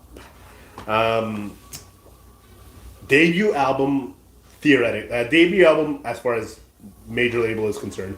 1994, we were in grade 10. Yeah, in that area. Yeah. Album was released on June 21st, 1994 on Ruthless Records. God damn. The founder of gangster music, the founding label of gangster music. Shout out to Eazy-E, man. In 1998, the album was selected by The Source as one of the top 100 best rap albums of all time. Bone Thugs and Harmony released their first album, Faces of Death, in 1993, which was not on a major label. They were under the name Bone Enterprise. After the group was noticed by Eazy-E, he signed the group to Ruthless immediately. He actually suggested the name Thugs and Harmony. That's Did you dope. know that? I never knew that. I never knew that. No. He said you should add that, and they did. And so that's when they officially became Bone Thugs and Harmony. The 5 members are Wish, Crazy, Lazy, Busy, and Flesh and Bone. I always thought it was Flesh Bone. It's actually Flesh and Dash Bone. And Bone. Yeah. Interesting. 8 tracks, 1 intro, 1 instrumental. Notable production was by DJ Ella. Shout out to DJ Ella and DJ Unique, who was I remember one of the name, most Unique. Underrated producers. Yeah, this is sonically DJ Unique incredible. has made, just with Bone alone, made some of the most iconic songs. Absolutely. Just with one group. Yeah. Like, it's amazing. Anyways, so we'll start off with the intro, track number 1. So you hear a voice using a heavy bassy voice modifier, and he's almost talking like he's like the devil or someone of a negative cut, but he's introducing the group. He's talking about the members, and then you got this like real gangster slow bass kicking in. You got gunshots in the background. It's very gangster rap. It's fucking amazing. A lot of people in the comments in YouTube were saying like this is one of the best intros of all time, and when you really think about it, it is very gangster. I never thought of it initially, but yeah, now that I think about it, it's actually really dope. So yeah, that's basically intro. What are your thoughts on it? I agree. This might be one of the best intros in hip hop. Right. This is the fuck how you do an intro. You not only introduce the group, but you create a theme for what the rest of the album's gonna sound like. You Well said. create a mood right? The chanting throughout the introduction, it's fucking flawless. And it was something we've never heard of. Fantastic. Right? We never heard that before. Yeah, the chanting like the that. And all that. murder, like it's crazy. It Once sounds again, crazy. it's that harmony, right? Yeah. That's where the harmony comes in. And it's obviously they put a lot of thought into the imagery of the album. Yeah. And they made a point to represent where they're from. Yes. Right? The East 99 is where you'll find a song of that, yeah, yo. It's all very deliberate. I think this is how you create an image for a group that's going to sustain them really for their whole careers. Absolutely. This Ouija shit, all of this demonic stuff followed them for their whole careers. And it's crazy. It says that the person doing the voice was Easy. And I was just going to say, I had that in my fun fact, and you beat me to it. Shit. So and I never knew that. I didn't know that either. Never knew that. So that was him. I'm back straight off the motherfucking streets of Cleveland. 5 true thugs from the double Glock. That's wild. And that makes sense because he, on one of his own intros, he goes straight off the streets of motherfucking Compton. Right. So you could tell that could be him doing that. Yeah. Okay, I see that. And then the way he would laugh, he did the same thing in the Dr. Dre thing. Remember? Right? That was him. Shit. Yeah. I mean, that was E, man.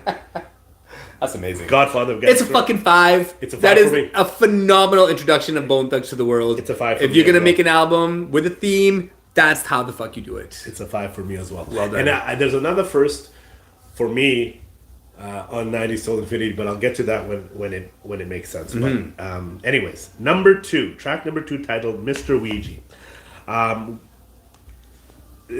I would consider it an interlude. It's not a song. Yeah. But it's all a cappella. Yeah. So once again, this is where the harmony part of their name comes in. Mm-hmm.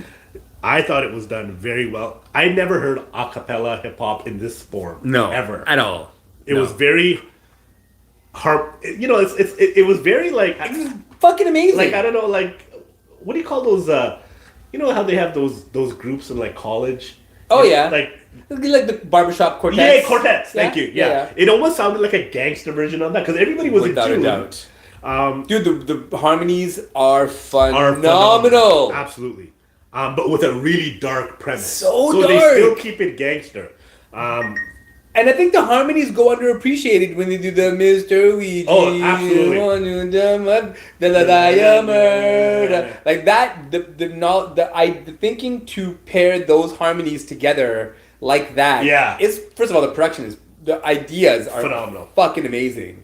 Phenomenal. Bone Thugs, when they get the chance to be the best versions of themselves, this is like a clear example of what they can do. It's fucking dope. And then when they I go, love this. you know, like murder, Oh, like they're dude, all that's like that's like a actual a cappella group That's doing that. so good. Because they're listening to each other's tones and changing them. Yeah. Like that's talent. And they ride it all out until Never- the smoke. Never heard of comes that up. in hip hop. Dude, Never heard that this in shit hip is hop ever. Fucking 5s. 5 for me too. 5s. 5 for me. Beautifully done. Track number 3, Thuggish Ruggish Bone. Shit. Yeah, man. I mean, Shit. This is pretty easy for me. For me, it's one of the best hip hop songs ever made. Period. The beat is phenomenal. This is where you get the first glimpse at their double take rap, right? Yeah. That was this is like they're on it. Yep. And like I said, I mean, at that time I didn't know what they were saying. Yeah. I didn't care about it because it Didn't just matter. sounded so good. Doesn't matter. I made up so many different words. Yeah, me too. For their music, me too. just to rap along. so you could go with it. Yeah. Yeah. There's a female singer on the hook. She wasn't actually credited on the album nor in the song. At the time, yeah. Her name is, so I did some research, and her name is Satasha Williams. Mm-hmm. And the reason, for I guess whatever the contract was, I guess she had done some work for Ruthless Records early on. So then Easy said, "Hey, listen, I got this group name. We could probably use you on a song or two," and they did. But for some reason, her contract wasn't right, and she, to this day, because she did an interview about telling me, she doesn't get any residuals from that song. That sucks. At all. That sucks. And she's a it's monster soured of a her song. relationship with Bone. Of course. But It's a huge hit. it is. But and her singing is important. It's magic. right? It's It magic. makes the song, Dude, it's magic on the song. right? Yeah. It really does make that song. She sets it off You know, at the end, where she minute goes, this- and like, Yeah. the way she does it, it's like Yeah. little additions that she does. It just really But makes just that the way the song starts, it's the Thuggish Ruggish Yeah. Bone with her voice. That's what sets the song up. Obviously, the beat is fucking incredible, dude. DJ Unique. I don't know where he is now or what he's doing or why he stopped doing Shout it. out to DJ. But this beat is so fucking good. And this is DJ. So the first 3 tracks are all DJ. I failed to mention are all DJ Unique. Fucking amazing. And this is our first introduction to DJ Unique as well. Yeah. So the hook is fantastic. Yep. I would. So Lazy's never been one of my favorites. His flow's always kind of been mid to me, but he always manages to pull his shit together in a way that matches the rest of the song. Yeah. This is one of his best. Where does we start off with pumps and rums? Or Give it the something? strength of the rum, step up Right, to the that's funk what of the it jump, was. get the thug to feel, just be thugging, street buzz and loving your peoples, cause Right. it's dope. It's really dope. He's on point. He kills it. He Right. kills it. Like, and you need a really strong verse to start off the song. So in your opinion, this is one of his stronger This might be one of his best performances. Might be one of his best. Yeah. Yeah. I give it a 5. It's such a fucking 5. Like, indisputable. Yeah. Indisputable. I don't care who you are. If you listen to hip hop, this song, I bet you even for the new generation, Oh yeah. is Oh for sure. amazing. For sure. And Crazy Bone with the Enough for the Minute Now is so good. Yeah. And I do feel like they took stuff from Pac because like the rhyme styles and the things that they talked about, calling themselves thugs, a lot of those things are straight from Pac, Right. right? So I definitely feel like they were. And that, I mean, that very well could be. That would. So this album was released before Me Against the World.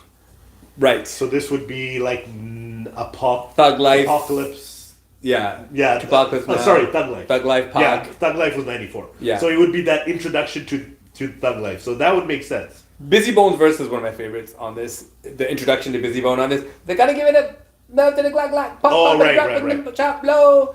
The money we never know whole soul. No keeping the body the zip lock. That shit is so dope. And like I said, It's so the dope. tonage of his voice just really just changes the whole Super song. high pitch, little easy like if easy. Yeah, a little could bit. spit Yeah, double time. I didn't think about that. Yeah, Right? a little bit easy. But man, this song is phenomenal. So as you can see, we obviously are very in sync for the most part. Yeah. We both have given all 3 5 out of 5. It's kind of indisputable though. It- Like it I don't really know who could hear this and be like, it's alright. You're Like right. you're not You're a right. hip hop fan then. Track number 4 titled No Surrender. So I'm just gonna say this now. No Surrender is my favorite Bone Thugs and Harmony song. Crazy. When I heard this song, I must have played it 7 trillion times. Even to this day, when I play it, I'll probably play it a couple of times. Like if I'm playing it in the car, I'll repeat it because it's so gangster, and the beat hits you. The bass is nonstop. The sirens in the beginning, the reverb on the No Surrender with early voice box, right? Yeah. And then the way I'm gonna say Busy starts it off, Yeah, right? yeah. And it's just Getting so in this.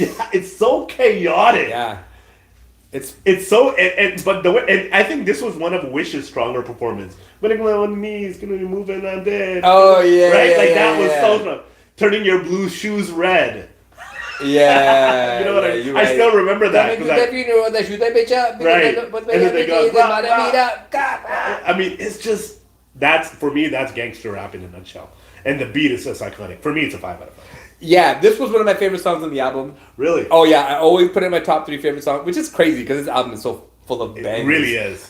Yeah, this is some of their best performances. I love when Busy starts tracks off because the tempo of the track is going to be so It's high, true. high energy and high pace. It's Yeah. hard to fuck with that. Yeah.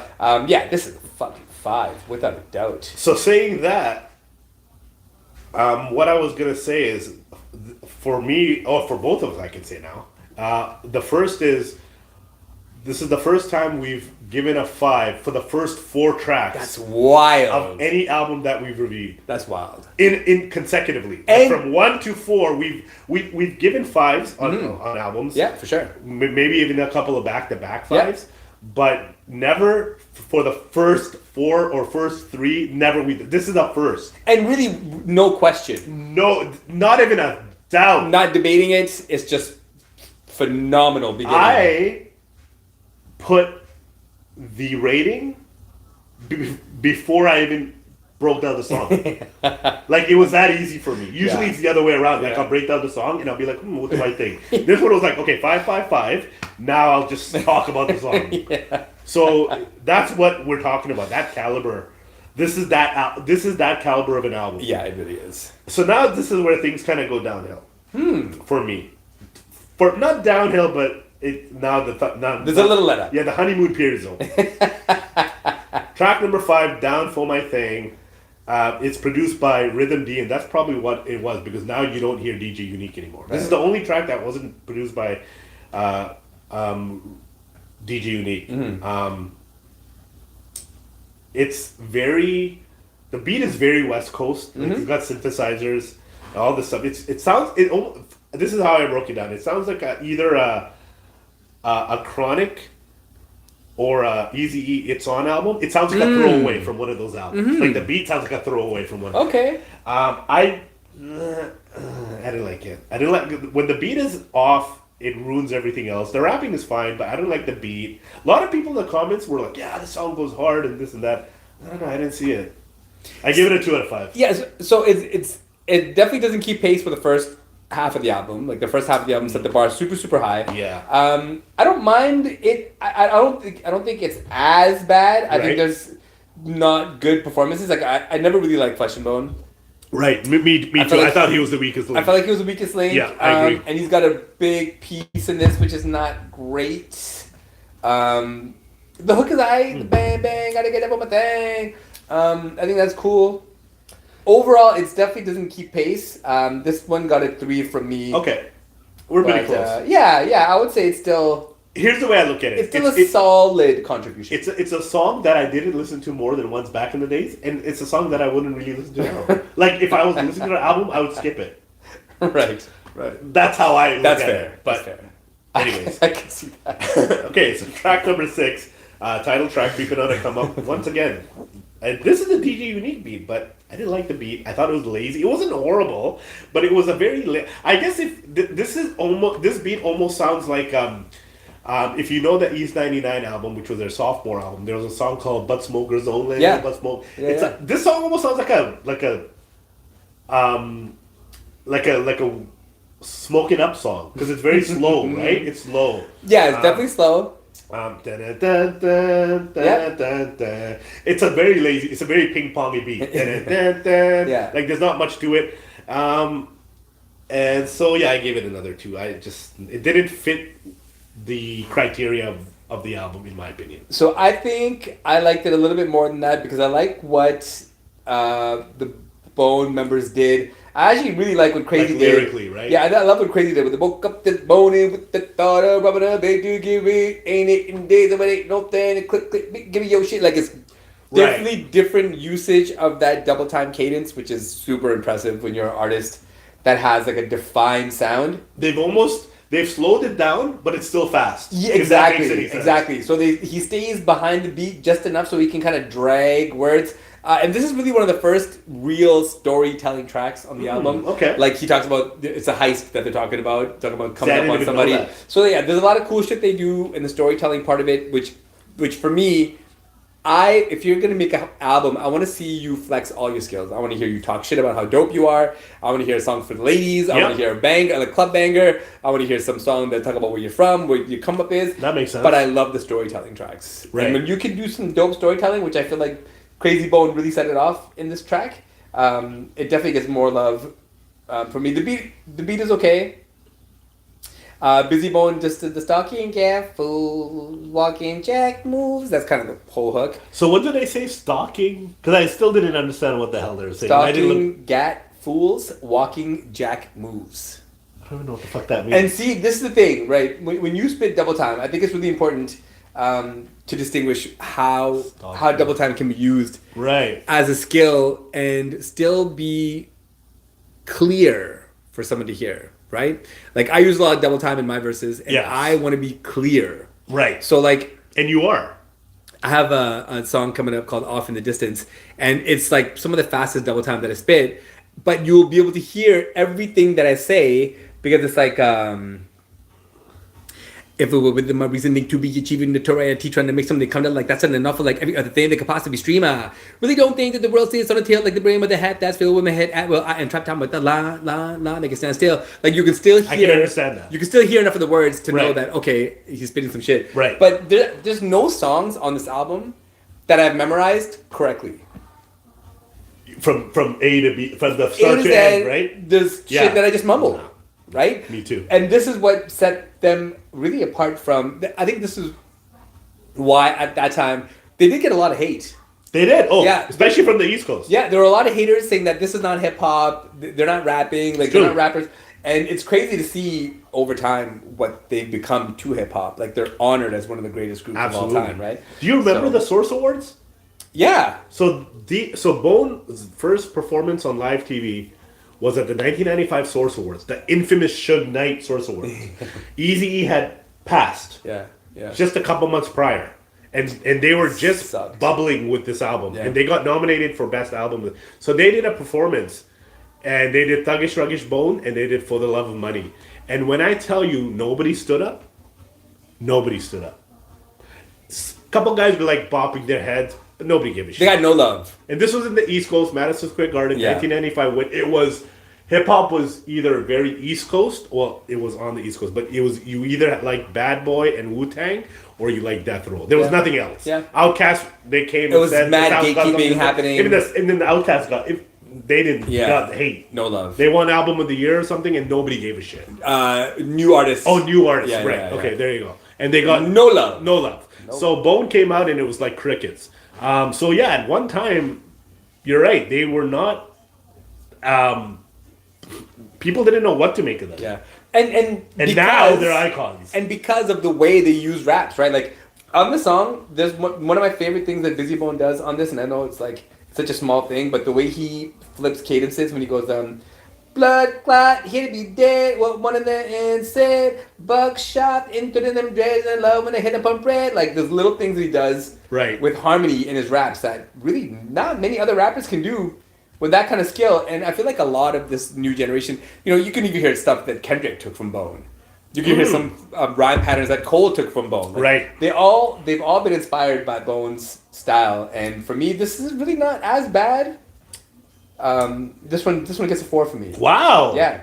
I think the storytelling is Okay. really good. We're a little off there, but yeah, no, I get it. But you broke the song down on a lyrical level, so I get it. Yeah, I had to because I wanted to know. And that's what you do. Yeah.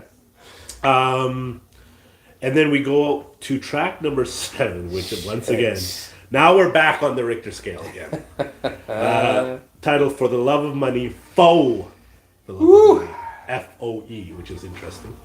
Produced by DJ LF, featuring the late, great Eazy-E and Jewel. If you know hip-hop, you know Jewel was basically the first lady of Death Row. Yeah, it's crazy. Now, Elite's gonna ask me and be like, "Yo, Riz, how could Jewel be on a Ruthless record album in 1994 when Ruthless and Death Row were going at it? And there was no way It was that Cutthroat. Jewel would be on a Ruthless album, right? That's yeah, what you're it gonna would ask be me. Cutthroat. Do you know the answer for that? No idea.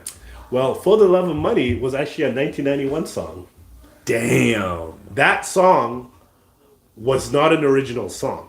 That same beat and titled For the Love of Money was performed by a group called Yomo, and I'm going to try and pronounce this, Yomo and Molki. They were a duo on Ruthless Records in 1991. So weird. They were, once again, they were kind of like the Black Eyed Peas. Remember, they were on Ruthless Records? Right. And So this was did like a that kind of a weird defunct. That's so weird. So they released it. I heard the song. The beat is exactly the same. Jewel is on the hook. Oh, okay. And that's why, because in 1991, Jewel was just had entered the scene, and she started with Ruthless before they were all the quick still switch over. crew. Right. So this was the only song she did on Ruthless before Damn. Dre left, and then she left with Dre because they had a relationship. Makes sense. So Yeah. that's why she's credited, but she's not actually on that. wow. They just used her vocals. And obviously, Ruthless owned the song. Exactly. So when the artist got ditched, they're like, The artist bring never, this beat the back. artist never actually ended up released. They released the single. It didn't do anything. Right. It's funny how that happens, eh? Yeah. Like you can release a song, it doesn't do anything, and sometimes someone else takes it, maybe does it again and it becomes a hit. Massive hit. It's just weird, Yeah. right? Or you have something like a deep cover, which was a massive hit. 6 years later, the East Coast does it, same song, and they title it Twins with Pun and Joe. and it's a hit. Yeah. Like it's crazy how that works. But anyway, so this was a duo. They released a song. The beat's exactly the same. The hook's the same. The rapping is very different. They're not they're not gangster rappers. So DJ Yella had it in the bag, and I guess he said, "Hey, why don't we do this song, and redo it?" And that's what they did. And when I tell you that, and DJ Yella produced this song, by the way. DJ Originally Yella back then, and Damn. not much now. So this is a full-fledged Yella beat. That's crazy. So for all you who think Yella was just a DJ, he was more than that. He did a lot. We noted. We said that in the For Life album that he was not. He didn't get the credit Nah, that he was deserved. instrumental. He was extremely instrumental Yeah. in the NWA song. Yeah, Anyways, so yeah, this is basically just a recycled track, but they of course took it and ran with it and made it their own. It's crazy. This is like one of their greatest songs ever. Of all time, and one of the best songs of all time in hip hop. And Joelle, R.I.P. She really killed it, Murder. right? It's iconic. And then we have Eazy-E, who ends this, who has his guest appearance, Woo. and he just. It's just in Eazy-E fashion, comes in, takes over the song. Steals it. Steals it. The way he stretches his words. So this might have been his last song ever? Like last recorded verse? You know what? I have to do some research because remember a couple months after he died, Straight Off the Streets of motherfucking Compton came out. Right. So I don't know when that material was Right, actually right. recorded. I'm assuming it was probably pretty fresh because remember he was still going after Death Row. He had a couple of disses on it. But it would it would definitely be his last guest appearance on a song for sure. And possibly could have been one of his last producers. I'm not sure. I think if you know this, every single person that's a hip hop fan knows that verse word for word. Yes. Word for word, Yeah. without question. The second year, standing on a corner, straight slanging rocks. Everybody knows what to do next. Shit. Right? Like, it's automatic. It's just one of those verses. Like, there's no way you could be a hip hop fan and not know that verse inside out. But Easy did that, right? He's got so many songs where He's we just know magic. all his songs because He's he just just the way he just had that. I don't know, man. He just He had the didn't write magic. his raps. He said he did it. He didn't give Yeah, a shit. yeah. But he was so iconic in the way This delivered one the he song. wrote. This one he wrote. Oh, he did. Yeah, this one he shit, wrote. I This, didn't know that. Lazy Bone talks about it on the podcast. Oh, dope. He wrote this verse. Well, it's a dope. Which I think makes it's a dope sense, verse, and man. it's super simple, Yeah. and it caters to everything that makes Easy special. And fun fact, even on the album cover, it has featuring Eazy-E on the top. Yeah, So they've included him in the whole they album. used it very well. Yeah, they used it very well. Yeah. Exactly. Yeah. But Easy was a marketing genius, right? Absolutely. That was something that they knew Absolutely. from jump. So I think, actually, yeah. Even if you compare it to NWA, I think this was his biggest group for sure, on for sure. Ruthless Records. Dude, Bone is I mean, sorry, they've right? gone diamond. Yeah, This is like yeah. there's no question. Their They have impact singles is, that went diamond. yeah, Crossroads. Their impact is Yeah. undeniable. So for me, it's an easy perfection. 5 out of 5, no question about This it. song is a masterpiece. That's it. What about The you? hook is phenomenal. Hook Gotta is make great. them money, man. Everybody wants to Absolutely. say that shit. Everyone wants to sing it. And that's the true test of a song is like how it makes people feel. This song is one of those things, man. Flesh and Bone does a great job starting it off with I gotta get on the ground, Papa think about my nine. Like it's really great intro. This might be the only time that he actually sounds good. And you know what I like about how they do a lot of their songs is it's almost like they're passing the baton off. Like as soon as one guy stops, Yeah. there's no break. Yep. And then the other guy I'll just give it takes a shot right to the over. hustlers, all the secret does Right. that money, stay on your feet. Like Lazy Bone kills his verse. And you hear a lot of St. Clair in this. St. Clair Yeah. is a street in the neighborhood that they're from. So Yeah. And I love that Eazy-E's verse does not last. no, it's not. It's Right? mid. It's sandwiched right in the middle. Yep. Because Busy Bone spits some fire shit. Right. Uh, And they also released a video for this song too.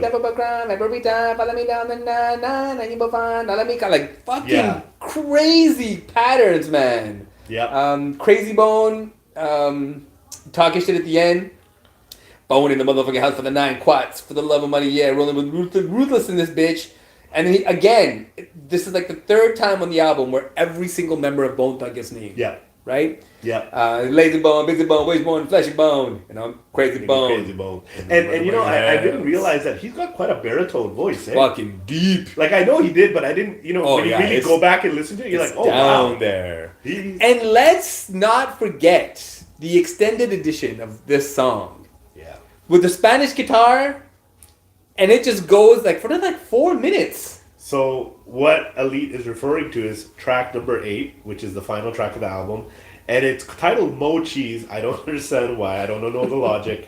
But it's exactly what Elite said. So it's the instrumental for the Love of Money with some guitars.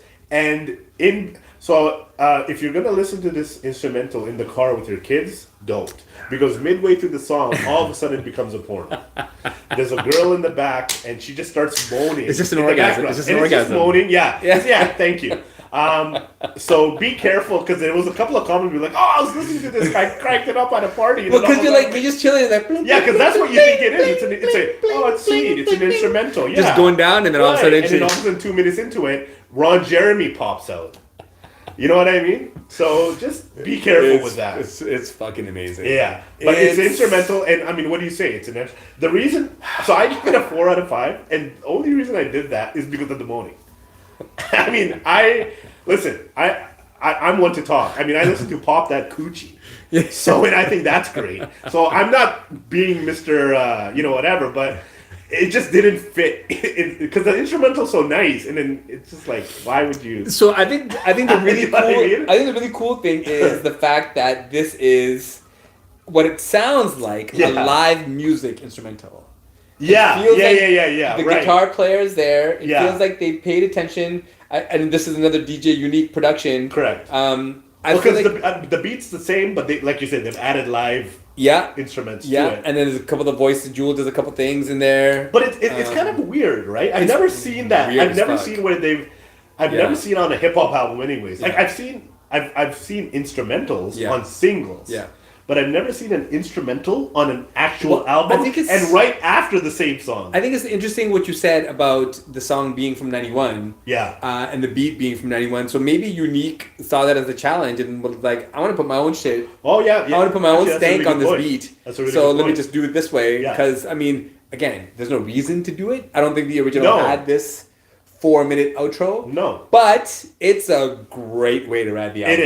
It is. It's not a bad way to end it on at all. I rather have an instrumental of a hit song than a shitty outro that makes no sense. And of a beat you can just listen to. You can actually listen. It's that good. And you know this, I'm a person that, and I guess I get it from my dad, because he used to buy albums of movies, like soundtracks, with just music, like spaghetti, like the good, the bad, the ugly. Right. Whereas a lot of that just music, and then Superman soundtrack, it had just a lot of orchestra music. That's telling. And even for me now, like I'll listen to, if I like a beat like Triumph, I can listen to that instrumental. It's crazy. And the Kendrick song, what's that one? The second half of All Right. The beat switch where it goes dun, dun, dun, are you talking about yeah.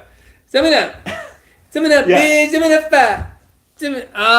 What's it called, Family Ties? No. Just recently, where it goes the beat switch where it goes dun, dun, Mustang. Yes. When that second half kicks, I go nuts. That's crazy. That beat drop is amazing. So there's an instrumental, and that beat is actually Mustard's crazy for it, but it's actually like a 70s comic book theme song. Oh. And he took it, and you can tell because it's very prolific, That's right? Brilliant. Like it's a very prolific, it's built like superhero music. And he just looped it. But for me, I can listen to just the music, and I do. I listen to it all the time. Yeah, so like I'll listen to beat tapes, but that's a different thing altogether. Yeah, but there are some instrumentals just in general where you can just listen to the music and you'll be okay with that. Fucking fantastic. Like California Love. Oh, it's you can play that music just in the background, the original, and I love this instrumental. It's one of my favorite beats. What did you give it? This is an absolute 5 for me. You gave it a 5. I think For the Love of Money and Mo Cheese going back to back. That to me is a great way to end the album because it shows like a real sophistication as far as what they feel and know about music. And it shows like a really versatile DJ Unique that knows how to interpolate live instruments into an already really solid beat. Right. And like it didn't need any of it. Yeah. Yeah. But when he put it on, I don't know who the fuck did all that guitar playing, but whoever did it's pretty impressive. Amazing. Yeah.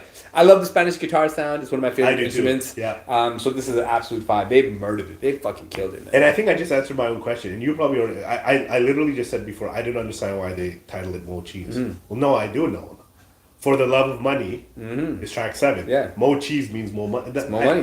I'm such an idiot. I just well, the fact that you figured it out live is important. I guess. But that's still the mild retardation on my part. Can you still say retardation? Or is it just retard you can't say? I think retard is the bad word. But retardation... Retardation is still a functional way to describe something. So it's mild retardation. So why can you say retardation but not retard? I feel like, to be fair, Isn't it the same word? It's just a our different... generation has forcefully taken back that word. Because I hear a lot of people use it. Did you say retard? I don't really use it. I use other words. Would you say retardation? I would say both, honestly. Like, it doesn't faze me in that way. Why? Because retardation sounds classier? I feel like our generation just doesn't give a shit about that word because we use it too much. If you add ION to it, it just makes it classy? Is it like putting an it makes it sound like a non-AMG? It makes it scientific. Yeah, like I feel like, why is that? Now you're studying retard because it's retardation? No. Yeah, that's what I'm saying. I think it's just that our generation said this one word we're keeping. Fuck you guys. Because we, as kids, we used it all the time. Everywhere we went, everybody was a retard. You're a retard, you're a retard, you're a retard. But retard is in the dictionary.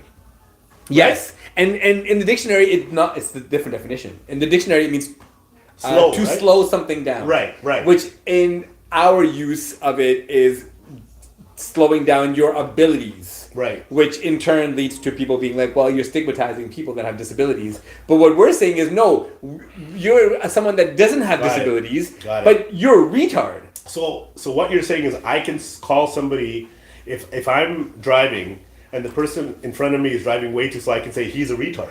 I would say that's fair. And that's politically correct. I would say now, that's politically correct. I would say it's more generationally correct. Wow. Our generation doesn't give a fuck. Oh. Did you just say generationally correct? Yes. Holy I think my kids' generation would be like, that's not nice. Brother Malcolm, preach. Generationally. Malcolm's been on my mind today, man. So we're taking the word retard back only if it's something that you're doing slow, not the mental health. And you can only say it to someone that does not have disabilities. Right. If you say it to someone with disabilities, you're an asshole. Right.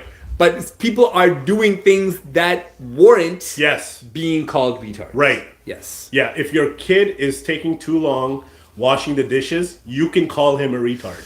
If you are at a grocery store and your kid is yelling and screaming for something and is old enough to know that that's not a good behavior, your kid's a retard. And I will call the breakdown before the bomb was impressive in itself. Like you painted a picture for me. Yes, because you know what that feels like. So I feel like you like that we've taken the word back. Without a doubt, yes. Because it just makes... And that's what we do on this show. It just makes sense. Well, I mean, we're going by what the dictionary says. And the dictionary doesn't lie. Right? There's no better descriptor for some just idiotic behavior. We're using it in the context that it's supposed to be used, not what it became. The stigma attached to treating people in a way that's abusive. Right. So there you go. And if you know us, you know that's not who we are. Yeah, so retard's back in. Overall, like we said, this album's a classic. It's a classic if you're a hip hop fan. It's a classic. It's gonna go down in history as one of the few albums for hip hop from a group. It's solidified Bone as a group, and they never looked back. They had two more. Well, the next East 99, another solid album, amazing. And then they had Art of War, which wasn't bad. Which is good. And then after that, they had BTNH Resurrection. It trickled down a little bit. But at that point, they didn't need it. Yeah.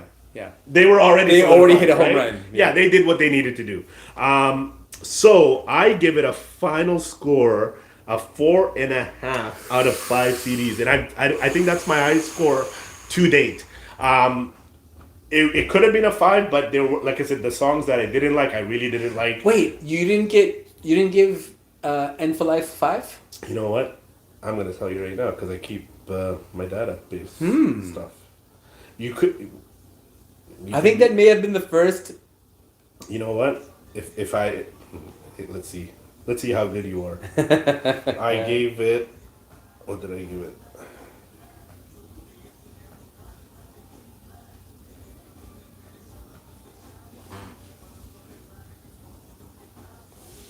It's a good song.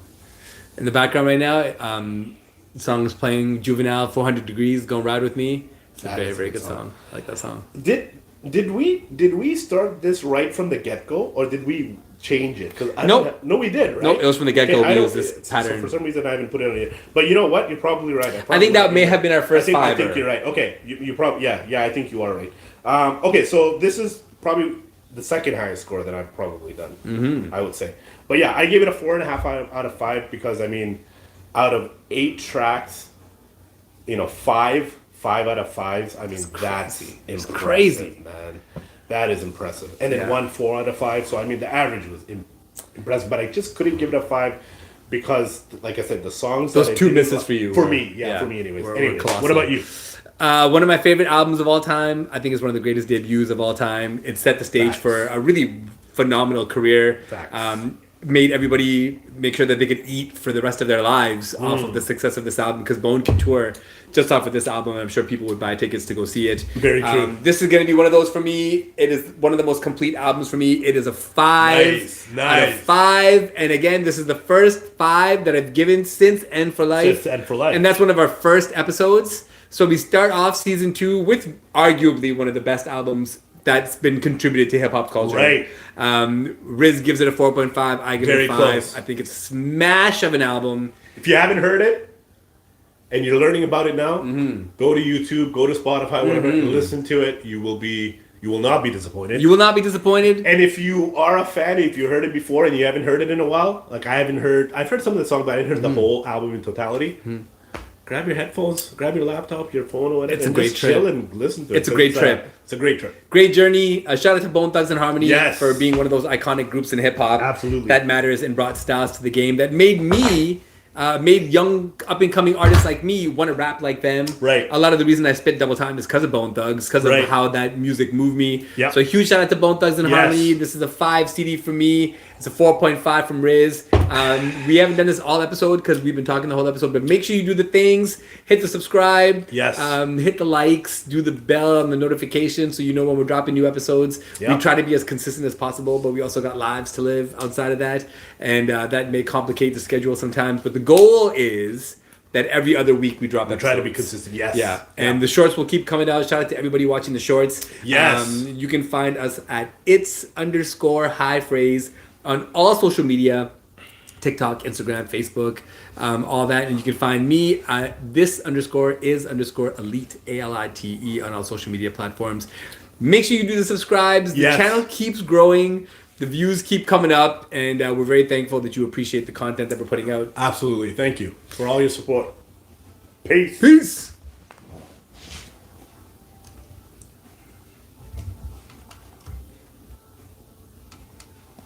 This is